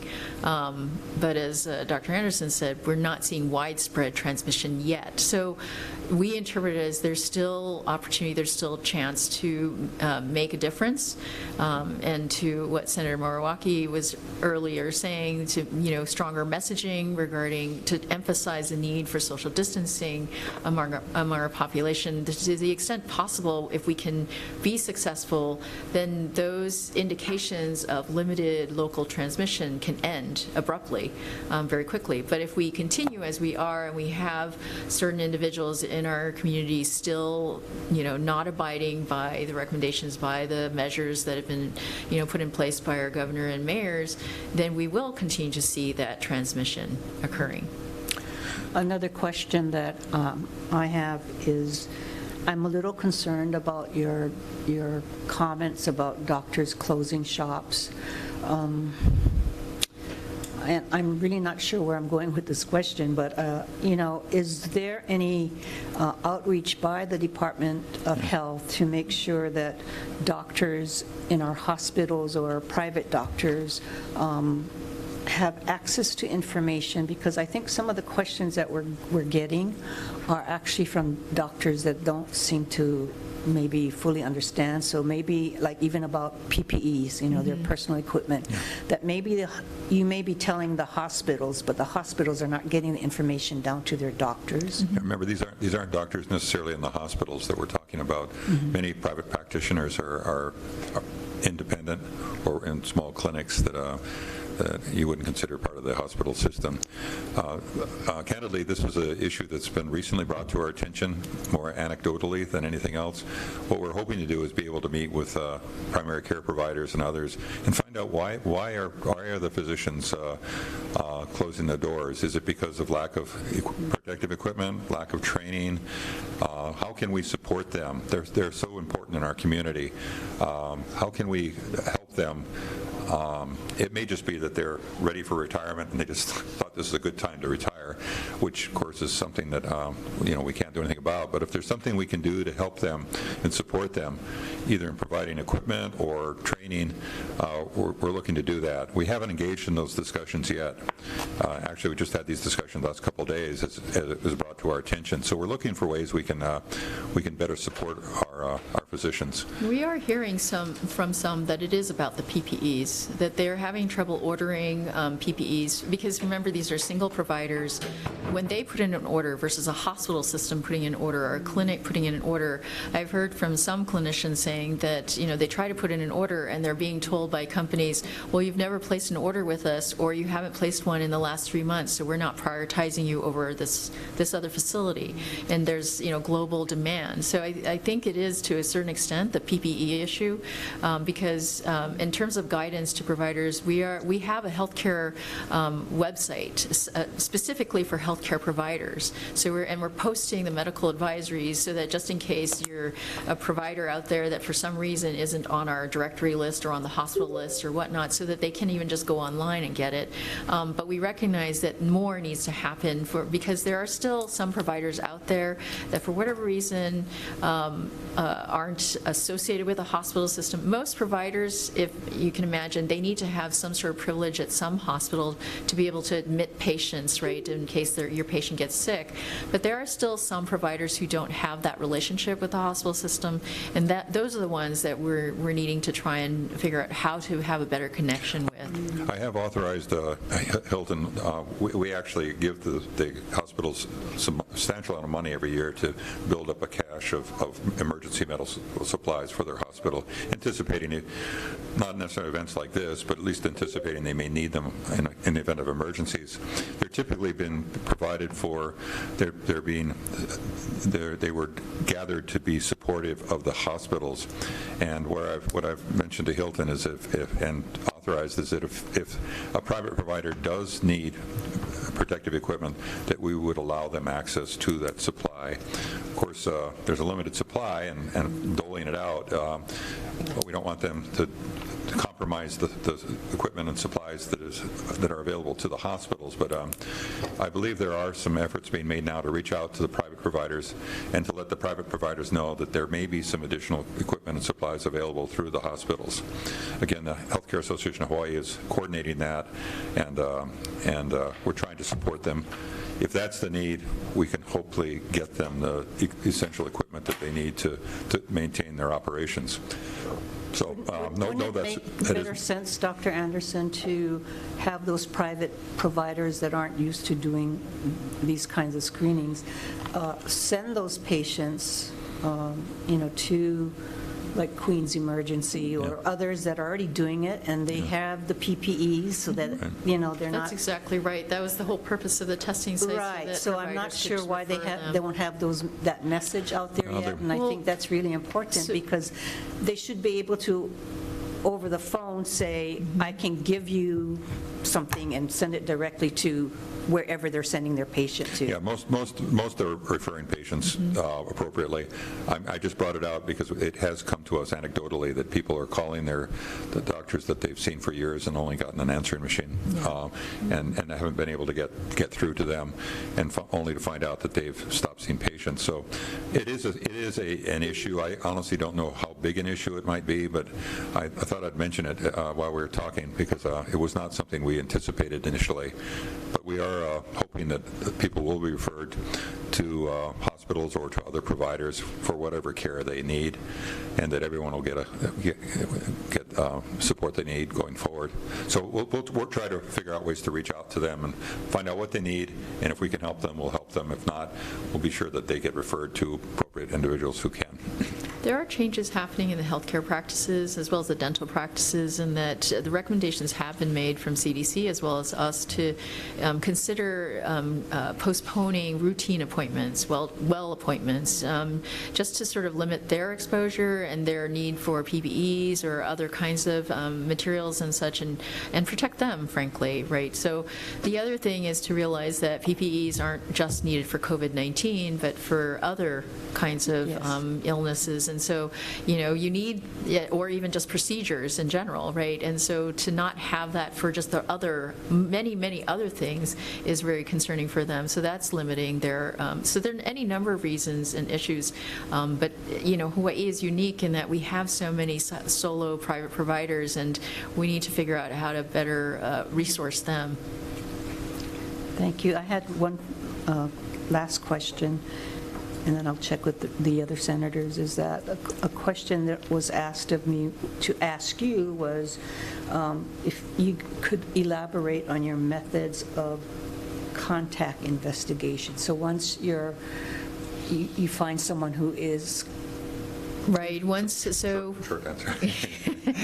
It can be lengthy, I know. Once we identify a person, we immediately we make contact with the healthcare provider to get as much information from the medical chart and from the provider themselves, as well as then contact the person and to try and interview the person to get all kinds of information, their demographics, as well as especially, walking through with them, who have you been in close contact, and, we describe that close contact, meaning especially face-to-face.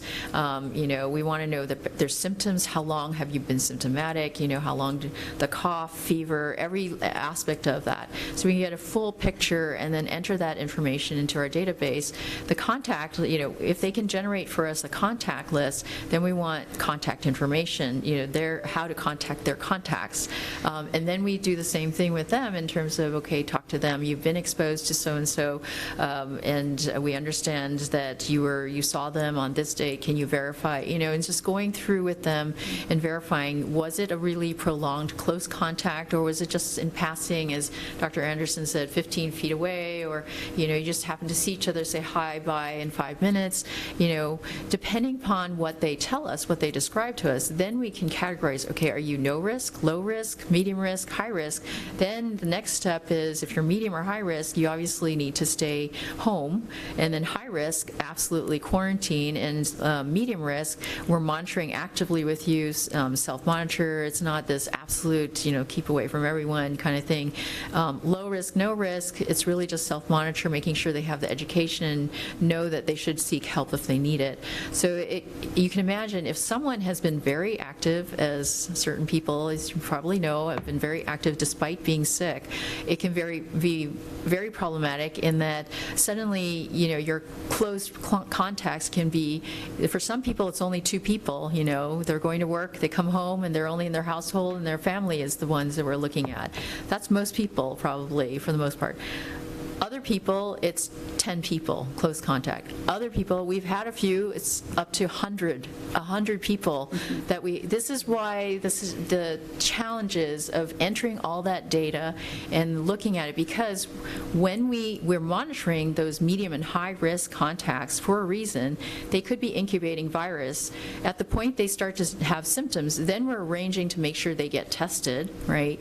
Some of them are coming back negative, a couple of them now are coming back positive. Then it starts all over again and making, hopefully we caught them before.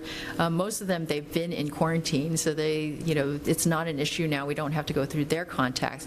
But occasionally we find someone that it's just a day after, and then, they're already showing symptoms, or even maybe by the time we're notified about someone, we find they're a close contact and they're already having symptoms. Now we have to start an investigation with them all over again. So each one is like a node point that can blossom to another node point and another node point, and each one requires intensive interview, intensive data gathering, data entry, and once we can get that data entered, then we can do the analysis. So for all of those people that you then follow up and investigate, say 10 or the 100, if they become symptomatic, do they contact you? They contact... If we're monitoring them. Is that what you're giving them, instructions, right, that they contact you? Exactly. So if they're in quarantine or in that self-monitoring, active monitoring with us, then we are monitoring with them, and they know to contact us. With the low to no risk, we're telling them, talk to your healthcare provider, and they'll go through. So that medium and high risk, though, as I said, we know if they notify us that they're symptomatic, then we're automatically making arrangements to get them tested, because of the fact that we've identified them in that medium to high risk group, so they're more likely to potentially be infected, and we want to identify that quickly. Thank you. Senators, are there further questions? Did we lose our senators online? Don? Senator De La Cruz is online. Senator De La Cruz. I had a question from a constituent asking if the Department of Health was doing any antibody testing. Not at this time, because there is no approved test by the FDA or CDC, so we are waiting. That's something definitely down the line. We hope there will be some sort of serological assay, but that would be later on down the line. That's not a test that's actually useful for it to diagnose an acute infection at the time. It's only useful after the fact, later on down the line. But let me ask Dr. Desmond to answer that question. We don't often have Dr. Desmond here to explain, and he tends to be very clear and concise in his explanations of issues like that. So if you could answer the question. Sure. The diagnostic testing that we've been doing is to look for the virus itself in the patient specimens. And so if we find the virus, we know the patient has the infection.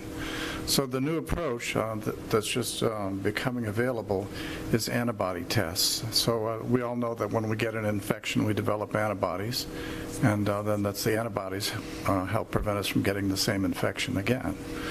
It can take 1 to 3 weeks for antibodies to develop. So if you go to the doctor and you're sick, and the doctor does an antibody test, you might not have any antibody yet. It might not develop for up to 20 days after the infection. So you're sick, you've got the virus, but the antibody test is negative. That's what we call a false negative. The other problem with antibody testing is if you have a COVID-19 disease and you recover and you're better, you're not infectious anymore, your antibody test will still be positive. So that's a false positive result. And the other type of issue which has not been really fully studied with these antibody tests is that there's a broad range of coronaviruses, which we call seasonal coronaviruses, which we've all had. If you've had a common cold, it's one of the most common causes of common colds. And the manufacturers of the antibody tests have not really fully evaluated what's the cross-reaction. If you've got an antibody in that test, maybe it's really an antibody to one of these garden variety common cold coronaviruses you've had in the past. So we find no place for it in diagnosis. I think that, as Dr. Park mentioned, as sort of an after-the-fact thing, we want to see how broadly the infection has spread. If we have a very specific antibody test, we can do that as sort of an after-the-fact analysis. When the dust settles from this, it would be very interesting to do antibody surveys or tests of the general population to see how many people were really infected over time, because your antibodies will persist over years possibly, which is the case with most viruses. So we will be able to then learn much more about the disease and how extensively it was transmitted after the fact. But as Dr. Desmond points out, there are no approved antibody tests, first of all. So if we were to try that today, I wouldn't really depend on the results. We may be just picking up other coronaviruses that are out there instead of COVID-19, which is what our interest is. But at some point, hopefully they'll have an approved antibody test, and it would be very interesting to go and do some surveys in Hawaii or parts of Hawaii to see how extensively the virus was circulating. And that may be, looking back over a year, and if this thing's with us in a couple of years, it might be very useful to know that information as we continue to deal with the problem. So, we have a lot to learn about it, and I think there's a place for antibody testing, but it's not going to help us immediately in dealing with this issue. One more question. You had mentioned the other day that you had just learned that there was this self-administered, and we talked we talked earlier with Dr. Char about this and whether it was effective or not, or how difficult it was and how effective it would be. But if we're looking at numbers, that would be a way of getting more self-administered tests. But you have an opinion on that? Do you know anything about the test? You mentioned it. Well, it is accepted by the FDA to test nasal swabs, so the patient could just conceivably swab their own nose, or perhaps more sensitive would be a nasoturbinate swab. So that's where you push the swab in a little further to the nasoturbinate bones. That's what you did. But not as bad as that nasopharyngeal where you go all the way to the back of the throat. So those are accepted by the FDA. That occurred on Wednesday, the FDA announced that those swabs were accepted for testing. We're still digesting that information and trying to figure out whether that has a place. But the results still have to be tested through the normal testing procedures, don't they? Or do they have to That's start right. So if the patient the potential advantage here is that with collection of a nasopharyngeal swab by a healthcare worker, they're going to be wearing personal protective equipment, and they're going to be consuming and competing with healthcare workers who are in the hospital taking care of sick patients. And conceivably, if patients are collecting their own specimen, they wouldn't be consuming any PPE. But I don't know. I just polled the private sector laboratories just today, and they don't have plans, they don't have immediate plans to be testing these self-collected nasal swabs. So stay tuned. And they're not just any cotton swab, it's a specific swab? I'm sorry, I should have made that very clear. Yes, it has to be a flocked swab. So we don't want our residents to be swabbing their nose and sending it to their physicians? With a cotton Q-tip and sending it in, correct. Remember, those swabs go to the same labs for testing that the other samples are going to, so they would... So they need the supplies as well, the specialized. Well, they need a specialized swab, and they also need a viral transport medium. I'm trying to work with JABSOM, the School of Medicine, to prepare some viral transport medium for us, so that we Can you explain what that means, doctor? Oh, sure. When you collect the sample on a swab, if you just leave it on the dry swab, the virus may die, and your test may be a false negative. So we have a viral transport medium. It's a little tube with a liquid in it, and the liquid is specially designed to preserve the virus between the time you collect it and the time that it gets to the lab. Okay, so you don't want them wrapping it in saran wrap and moving it in? Okay, Well, I'll tell you frankly, we do have a fear. We know that the specimens, the nasopharyngeal swabs collected by medical professionals, they put the swab into the tube and they tighten the cap, and when it comes to us in a Ziploc bag, we figure that the outside of the specimen container and the outside of the Ziploc bag are not likely to be contaminated with active coronavirus. On the other hand, if you have patients doing this themselves, untrained people, the specimens may be a hazard to us in the lab, but as I said, we have things to work out. Thank you. Question.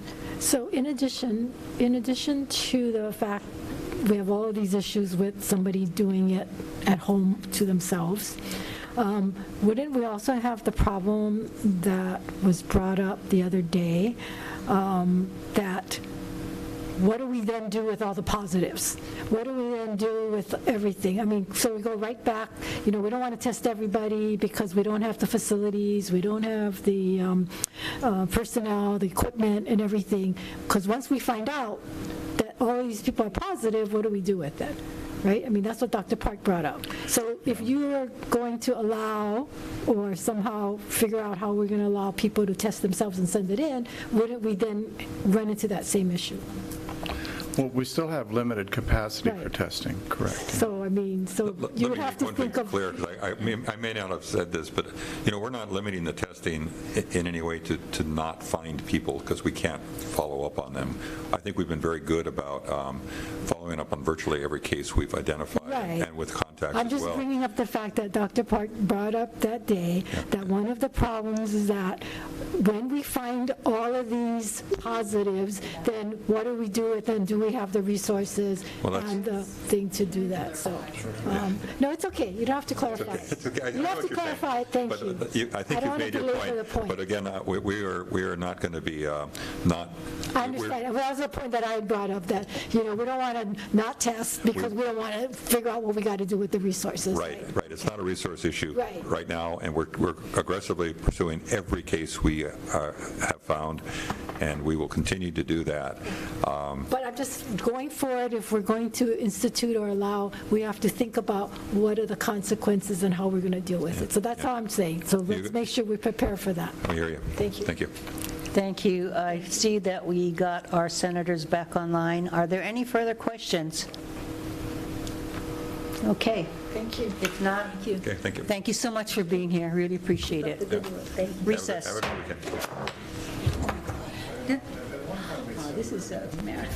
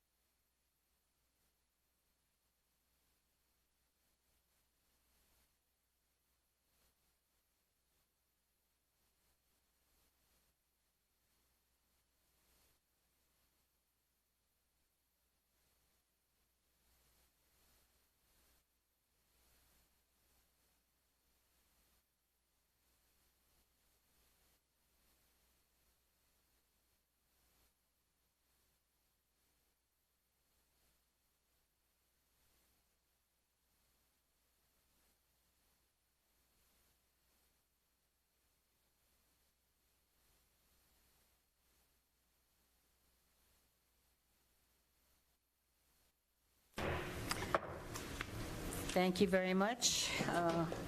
Our 4 o'clock agenda is our Adjutant General Kenneth Hara, who is our Incident Commander, Hawaii Emergency Management Agency, and live here today, well, we're still alive so far,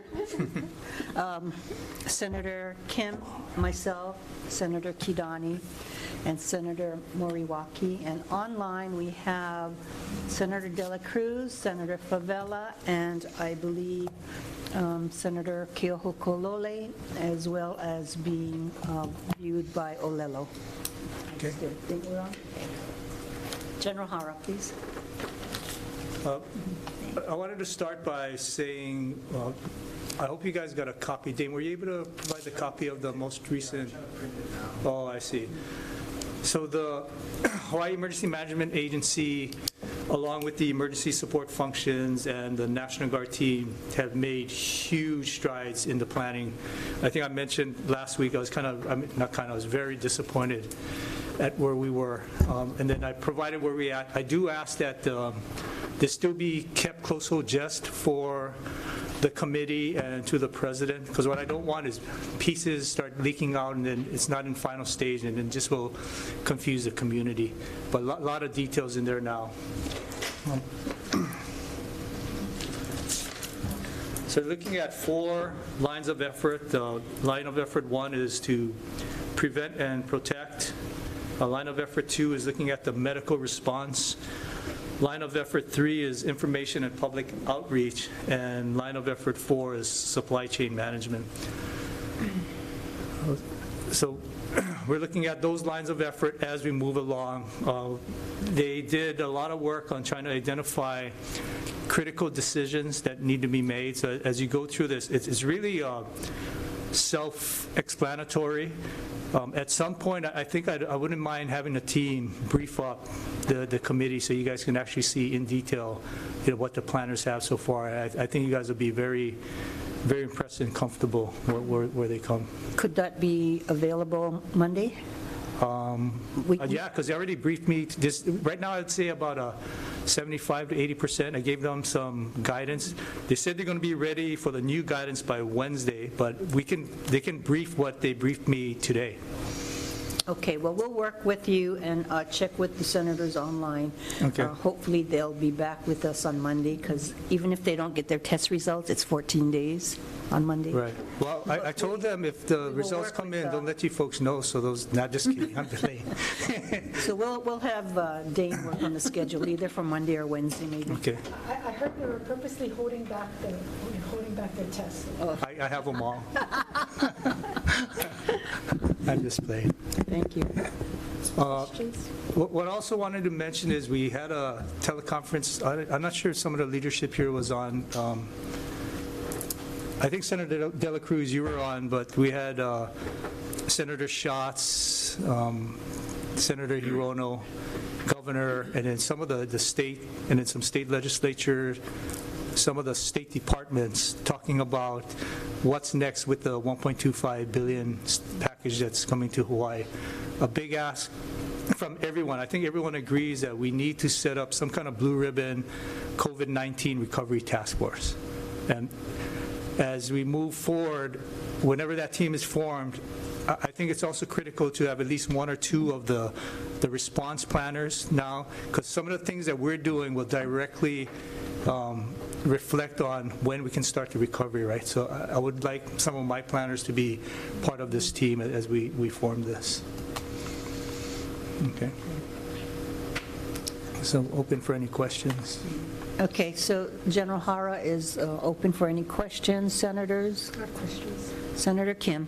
Hi. Hello. Several questions, and I understand that Representative DeCoit have been in contact with you regarding Molokai and Lanai, and what are we doing about the small boats as well as the inter-island flights coming in, because 1, they're not being quarantined, and 2, they're not even filling out forms, and so they're very concerned because they're right now COVID-19 free. Yes. Yes, so can you update us on that? Yeah, so today we had a teleconference. Governor was on there, all of the mayors, to include the emergency managers.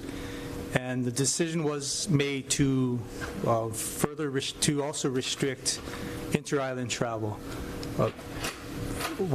So the decision is we're going to do it. Now we're trying to figure out the Because I thought logistics. we were going to do it when we first talked. No, before we were not, we were just considering. Now the decision has been made, we got to do it. So we're working on, first, what are the exemptions? Because there's serious second order effects, and some may be unintended consequences, right? As an example, if we take this additional measure, it could be that Hawaiian just says, hey, it's not cost effective, we're not flying anymore. Then what? How do we get critical cargo back and forth by air? So we're thinking through that. The other one is I had asked, I don't think we'll get there, but I had asked that if we can have a statewide exemption list. It'll be too confusing if I say, hey, if I'm going to Maui, I'm this type of worker. Am I exempt or not? If a Big Island is something else. Kauai, I'm not exempt. Oahu, I'm exempt. I don't know how long it'll take us to get there. Kauai, Maui County is ready to go now, but they realize there is some logistics that need to be done, right? How do we get those forms so that we can track the people? How do we know who's exempted or not? You know, is there some kind of certificate that we need, like a notary stamp, so you can actually prove and somebody's not making Xerox copies? Those are things we're thinking about now. But the decision has been made to restrict inter-island air traffic. The boat harbors, we need some time. I know there's some gaps, and it is something we're working on. Are you happy and satisfied with, so far I know, they only started the mandatory 14-day quarantine for arriving passengers, but last night on the news, they interviewed a couple of people coming in saying they didn't feel that it was stringent enough or that enough attention was being given. They were released into the public. So we talked with airports, and airports said that, they thought they could so that is the current policy, right? So everyone that comes in, it's a mandatory self-quarantine. Right. We're not locking them in hotels or anything like Right. that. That is a next step consideration. That's why we're doing surveys and assessments of different hotels, apartment-type complex. But short of that, putting them somewhere, is that the screening they felt wasn't somehow strict enough, and I think airports had some recommendations on how we can make it a little bit more efficient, but they said they're just following directives, and I said, well, the fact that they're seeing the day-to-day and you're not, perhaps they need to make these recommendations to you on how we can improve the process, because, this is new, and so we're going to have some bumps and so forth. Yes, yeah, absolutely. So, again, was basically 2 days, right? We came up with this plan. I was actually extremely impressed and happy with how it was executed. The Department of Transportation Airports was critical to this plan. Creating the plan, following the guidance that I gave, working with the airlines. We're trying to figure out, hey, who's going to do this? So we're going to have National Guardsmen out there, and it would take more than 7 days to get a badge. We wouldn't even be able to do it. And it was airports, I think together with the airlines, that came up with the brilliant idea. Why don't we use the people that would be laid off, the agents and everything that already have badges, and they said, we'll pay them, keep them on payroll, and then we just reimburse. So I just did a letter, and that was in a day. That's pretty brilliant. Great. So, yeah, we had bumps, but for something this complex in 2 days, I was totally impressed. Good. That said, when we roll out this next iteration of the inter-island, we're also moving forward with 100% medical testing. The testing for the fever. We were kept being told that, it's not accurate, not successful, it's a waste of effort.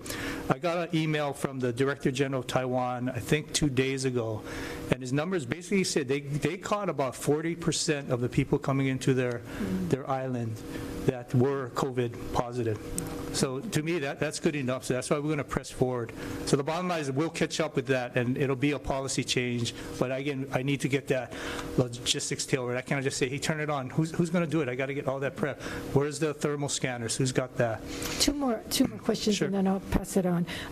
I brought this up earlier, how South Korea has an app now that for those who are being self-quarantined has to download the app so that they can check in information or give updates so we can somehow monitor that? Is that something that? So the answer is yes. We got this good idea, that, was it COVID, COCUA at Hawaii.gov. So getting all these ideas, we pushed it to the HAIMA team. We've picked one. We're moving forward. I'm just not sure which one it is. That's good to know. But we are using that. Finally, one of in my the near future. constituents recommended that because the lines are so long, like at Costco and other places, and people are, more so getting closer than the 6 feet and not social distancing, what about going to odds and even, like on the grass ration where people with odd numbers on their driver's license would go to the supermarkets and shopping Monday, Wednesday, Friday, and the odds would go Tuesday, Thursday, Saturday, something like that. Right, where, that's a great idea. Yeah, you're limiting it, and people can rotate. So I don't know if that was a suggestion. We're working with some of the members of the House. Representative Tokioka is the first one that approached me, and I was trying to get like these box stores to alternate sites, but all the stores said they're just too busy, they couldn't do it, so that plan is pretty much out the door. But this other one is maybe we can re-engage with the stores. It's a great idea. We have to move to the next level. That might be something to consider. Thank you, sir. That was a good one. Thank you. Just to follow up, so you're saying the thermal scanner, the testing, because when we talked to airports today, they only scan or did the testing on just the air crew. But right. now it's going to be all passengers. Yes. Is that true? Yes. Yeah. So the thought was I didn't need to scan them because they're going into quarantine anyway, right? So because we had to, the flash to the bang, right, the boom was just so quick, I wouldn't be able to get everything in place. And the quarantine, they're getting instructions that somebody's monitoring them once they go into quarantine, that 14-day quarantine, what happens. Because I know that HTA was saying, we'll take them to their destination, but after the 14 days, it's just all self-monitoring, so... And DOH but self-quarantine and self-monitoring, right? So you're supposed to check their health. How do they get the results at the end, whether it goes to DOH or to you, that they're okay or not? How is that being monitored if they're just in quarantine? So what we've asked is the counties really take the lead on enforcement. So just to walk through real quickly, they get handed the ag forms on the aircraft. The flight crew has a written statement, and you read through and talk about the penalties and that your ID is going to be checked. They come off the jetway, and then that's the checkpoint where the agents are. Just the flight crew gets screened, right? The agents will be there. They verify the ID card, make sure we got the requisite information, name, where they're staying at, if they're residents or lodging somewhere in Hawaii as a visitor, number of days duration in Hawaii, and then the phone number, the contact information. All those forms get collected up at the table, and then they hand it out that one sheet. So it has the penalties, the rules and the penalties, and you flip it over, has all the health information. If you start feeling sick, what do you need to do? That was provided by Department of Health. So they take that flyer, and then they go off to their hotel, and then it's a self-quarantine. The forms will later be picked up by a vendor that it's just a normal person, right? We used to take it to HTA. HTA is now tallying that and putting it all on a report, on a spreadsheet, and then that's provided to us and then to the counties. So they did two things. One is a tally: how many visitors came, how many flight crew, and then how many residents were returning.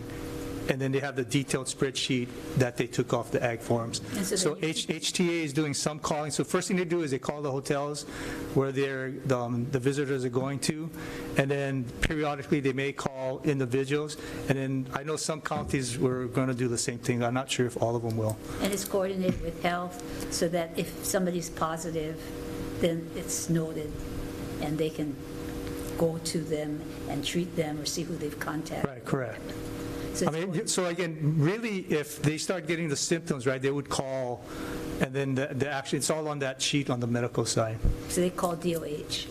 Really, they call a healthcare provider first, and then the healthcare provider would contact DOH. Who do they call? Or is there a contact number? Yeah, there's a contact number for that as well. Correct. But can I just follow up? What if they're here only for 7 days? Then on the 7th day, they go to the airport and they're out. Oh, so you're allowing them? You're allowing them to leave. to Even leave. 3 days, 1 day. Sorry. So how do we know that they're staying in their hotel rooms? That's the only right, so a little bit of random check, the phone calls primarily. I don't know if the other counties are actually going to go. And then we believe that the hotel would be like, hey, we got these guys came in, and then they're going out. We're seeing them, with their beach towels and everything, and then it's really up to the county. Yeah, that was going to be my question, because most of them, the bank of elevators is, in one place. And it's human nature. If I spent that, this is me, if I spent that much money, I'd probably try to sneak out. Sneak out to the beach. Can I follow up on the Inner Island? I just got a text from Representative Coit. She says, why not make them use the exemption form, make them all request it to the website, and show the form if they get approval, and direct the airlines that they need to show the airline that they got the approval. So I guess she said on the exemption. So again, it's all great ideas, right? That's kind of the things that we kind of just instantaneously come up with a plan and start tomorrow. Right. What I'm afraid of is, as soon as the exemption form gets out there, somebody's going to copy it. There's got to be something that can prove that is the exemption form. She's That's just the trying to challenge. see that, we save on manpower, not having to go through all of that. If they can initially go online to somehow request it and then show it or prove that they have it. Anyway, so Right. just follow up. Thank you. Okay. Are there any further questions? Senators De La Cruz, Favela, Keohoko? Yeah, I just had a question regarding the mass test. So in South Korea, they do testing aggressively, and which I think we kind of went over earlier, but they also do the mass text to everyone. And I know Haima has that kind of capability. When are we going to start to be able to implement some of those kind of measures? And the mass text is for what type of messages? So for instance, you have flood warning, you have wind warnings, you get all kinds of warnings about natural disaster. Right. Missile alert. Why can't we translate that to the current situation? And every time there's an additional outbreak, there's mass text with the continuous messaging of stay at home and other measures. Okay, so just so you understand, like the wireless emergency alerts and the EAS, right, emergency alert system, those are federally controlled. So we're limited on what type of alerts that we put out on there. Why can't you just work with the phone company now and start trying to do some kind of agreements? I mean, at some point, if the situation gets worse, it's probably going to have to be a tool you're going to have to use. Okay, we'll look into that one. So using the iPod system for WEA and EAS, I got it. Yeah, what I don't like is when some of our state agencies keep using the feds as an excuse. Like, look how long it took to get airports. When if we just talk to the companies directly or talk to the airlines directly, we can get a lot more accomplished. I know Hawaii County, I'm signed up to theirs. They use a different platform, so they don't have to, they're not restricted by the federal. It's very informative. We'll look into that, Senator. Okay, New York has something similar, where if you text the governor a certain number, then you automatically get on updates. Yeah, it does, sorry. Okay, tracking, thank you. Senator Favela, did you have a question? No, I got to answer the question about the testing of the passengers and using undeployed workers. So that's all good. If that's something that we look like we're going to go into doing. Yeah, that's what we're already doing. We're going to start the passengers, but we are using the airline agents to help with us. I think we had a mix-up on Kauai. I believe we used Roberts for a little while to fill a gap, but I'm not sure if we went back purely to agents or not there. Thank you. Senator Keohokalole? Yeah, General Hara, have you had communication with PACOM about the HPCon status they're at right now? Because I'm hearing reports of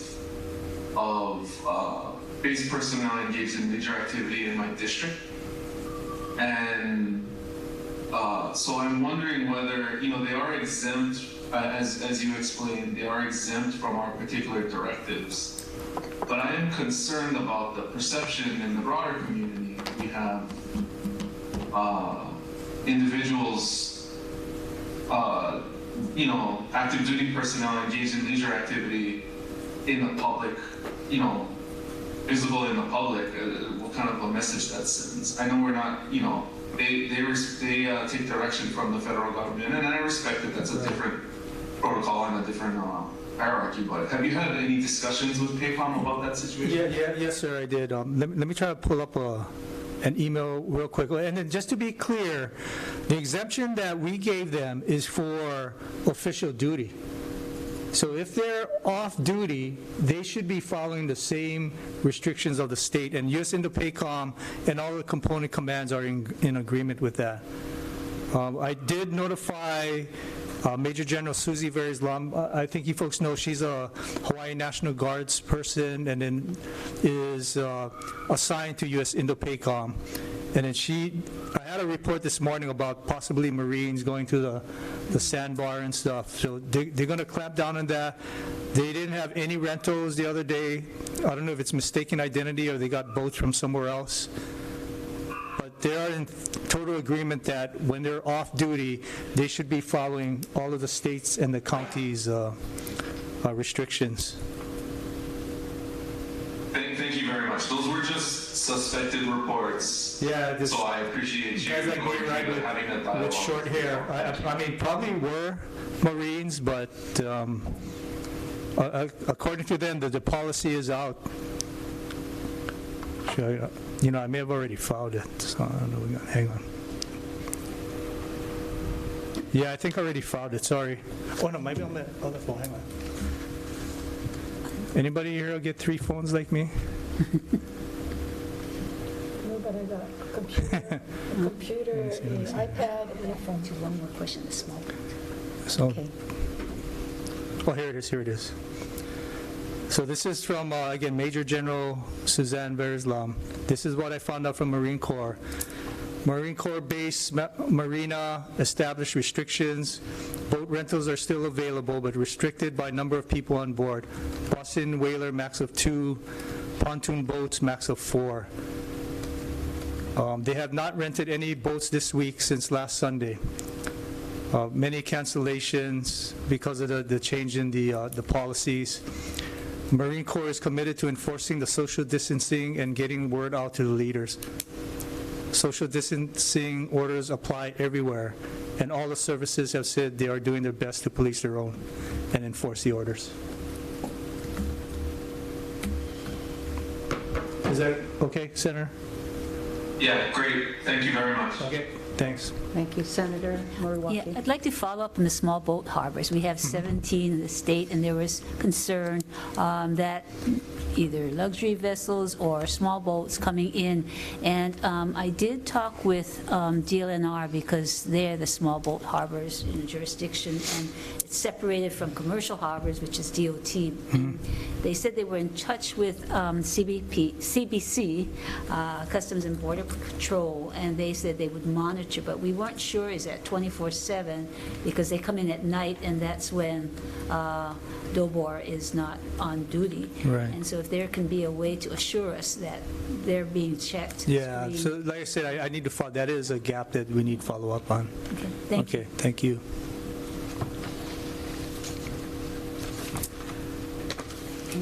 General, I was asked this question, and I did ask Department of Health, but I'll ask you also because we talked the last time about, who coordinates what. And in the case of PPEs, hospital supplies, beds, et cetera, is that something that you as incident commander will also be assisting with? Correct, yes, absolutely. So that is one of our top priorities. So the main point in helping with the healthcare enterprise is the the Healthcare Association Hawaii, right, HAH. So we're getting stuff through the national stockpile. Department of Health, Primary Judy Kearns is helping us to get additional orders, equipment, personal protective equipment, and then critical supplies. And that's funneled. Some things we're buying at the Hawaii Emergency Management Agency with our purchase cards. Something is going through normal procurement to Sarah Allen and her team. They've been superb in helping us. So we got multiple orders in that way. And plus, they have their own supply chain, right, from let's say Queens, they're ordering their own thing. So all we're trying to do is get ahead of the surge, even have some kind of stockpile here to make sure we don't run out. So that is one of our top priorities. So the hospitals then are still doing their own ordering, et cetera? Yes, and clinics. But there is, in your hands, the backup that may be needed should they not be able to get the supplies they need? Exactly. Okay, so right now, you don't know of any hospitals that are not able to get supplies? There's none that are at a critical mass, but I know like Queens, right, had put out if anyone has extra masks. I think they're doing the same thing, trying to get their stocks up so they don't get to that critical point where it might affect their operations. But they do know that... For instance, I think just yesterday we received shipment. I think I mentioned this the other day. One of the problem points was at the warehouse itself, right? When they receive, I think there are only a handful of people there to open the boxes, break down, do the inventory, separated in the packages for distribution. So we sent from the Guard. I just said, hey, without any mission assignment or anything, just get them up there. We'll catch up on the mission assignment. So we got some medical. I think that was covered in the media too. We just surged and helped them out, and they're able to get that stuff out in a day. So, but they all know that you as incident commander would be also someone to call, or they have that information. Right. Well, HIEMA, the best to go through the Hawaii Emergency Management Agency and the ESF-8, which is a medical. I can have every single person, right? There's like 4,000 healthcare providers out there. Hospitals and the emergency rooms or whoever that, they do have the information as to who to call. Correct. I don't know, I feel sometimes like maybe the hospitals are not talking to their doctors, or there's some breakdown in communication, because I think some of the questions that we're getting seems to be internal questions that maybe there's not enough communication. Right. So 2 points, right? If it's for supplies and stuff, the Healthcare Association Hawaii, and then the emergency support function number 8 at the Hawaii Emergency Management Agency. Those are the 2 first places they should go to. Thank you. Senators, are there further questions? Thank you. If not, thank you so much for being with us today. Yeah. I think we, from time to time, we'll be, asking you to come and sometimes update us. Maybe if I can just do something like this. And the call-in, that's fine. Okay. We thank you for the good work that you guys do. Okay, thank you. Appreciate that. Thank you guys very much. Appreciate it. We are adjourned.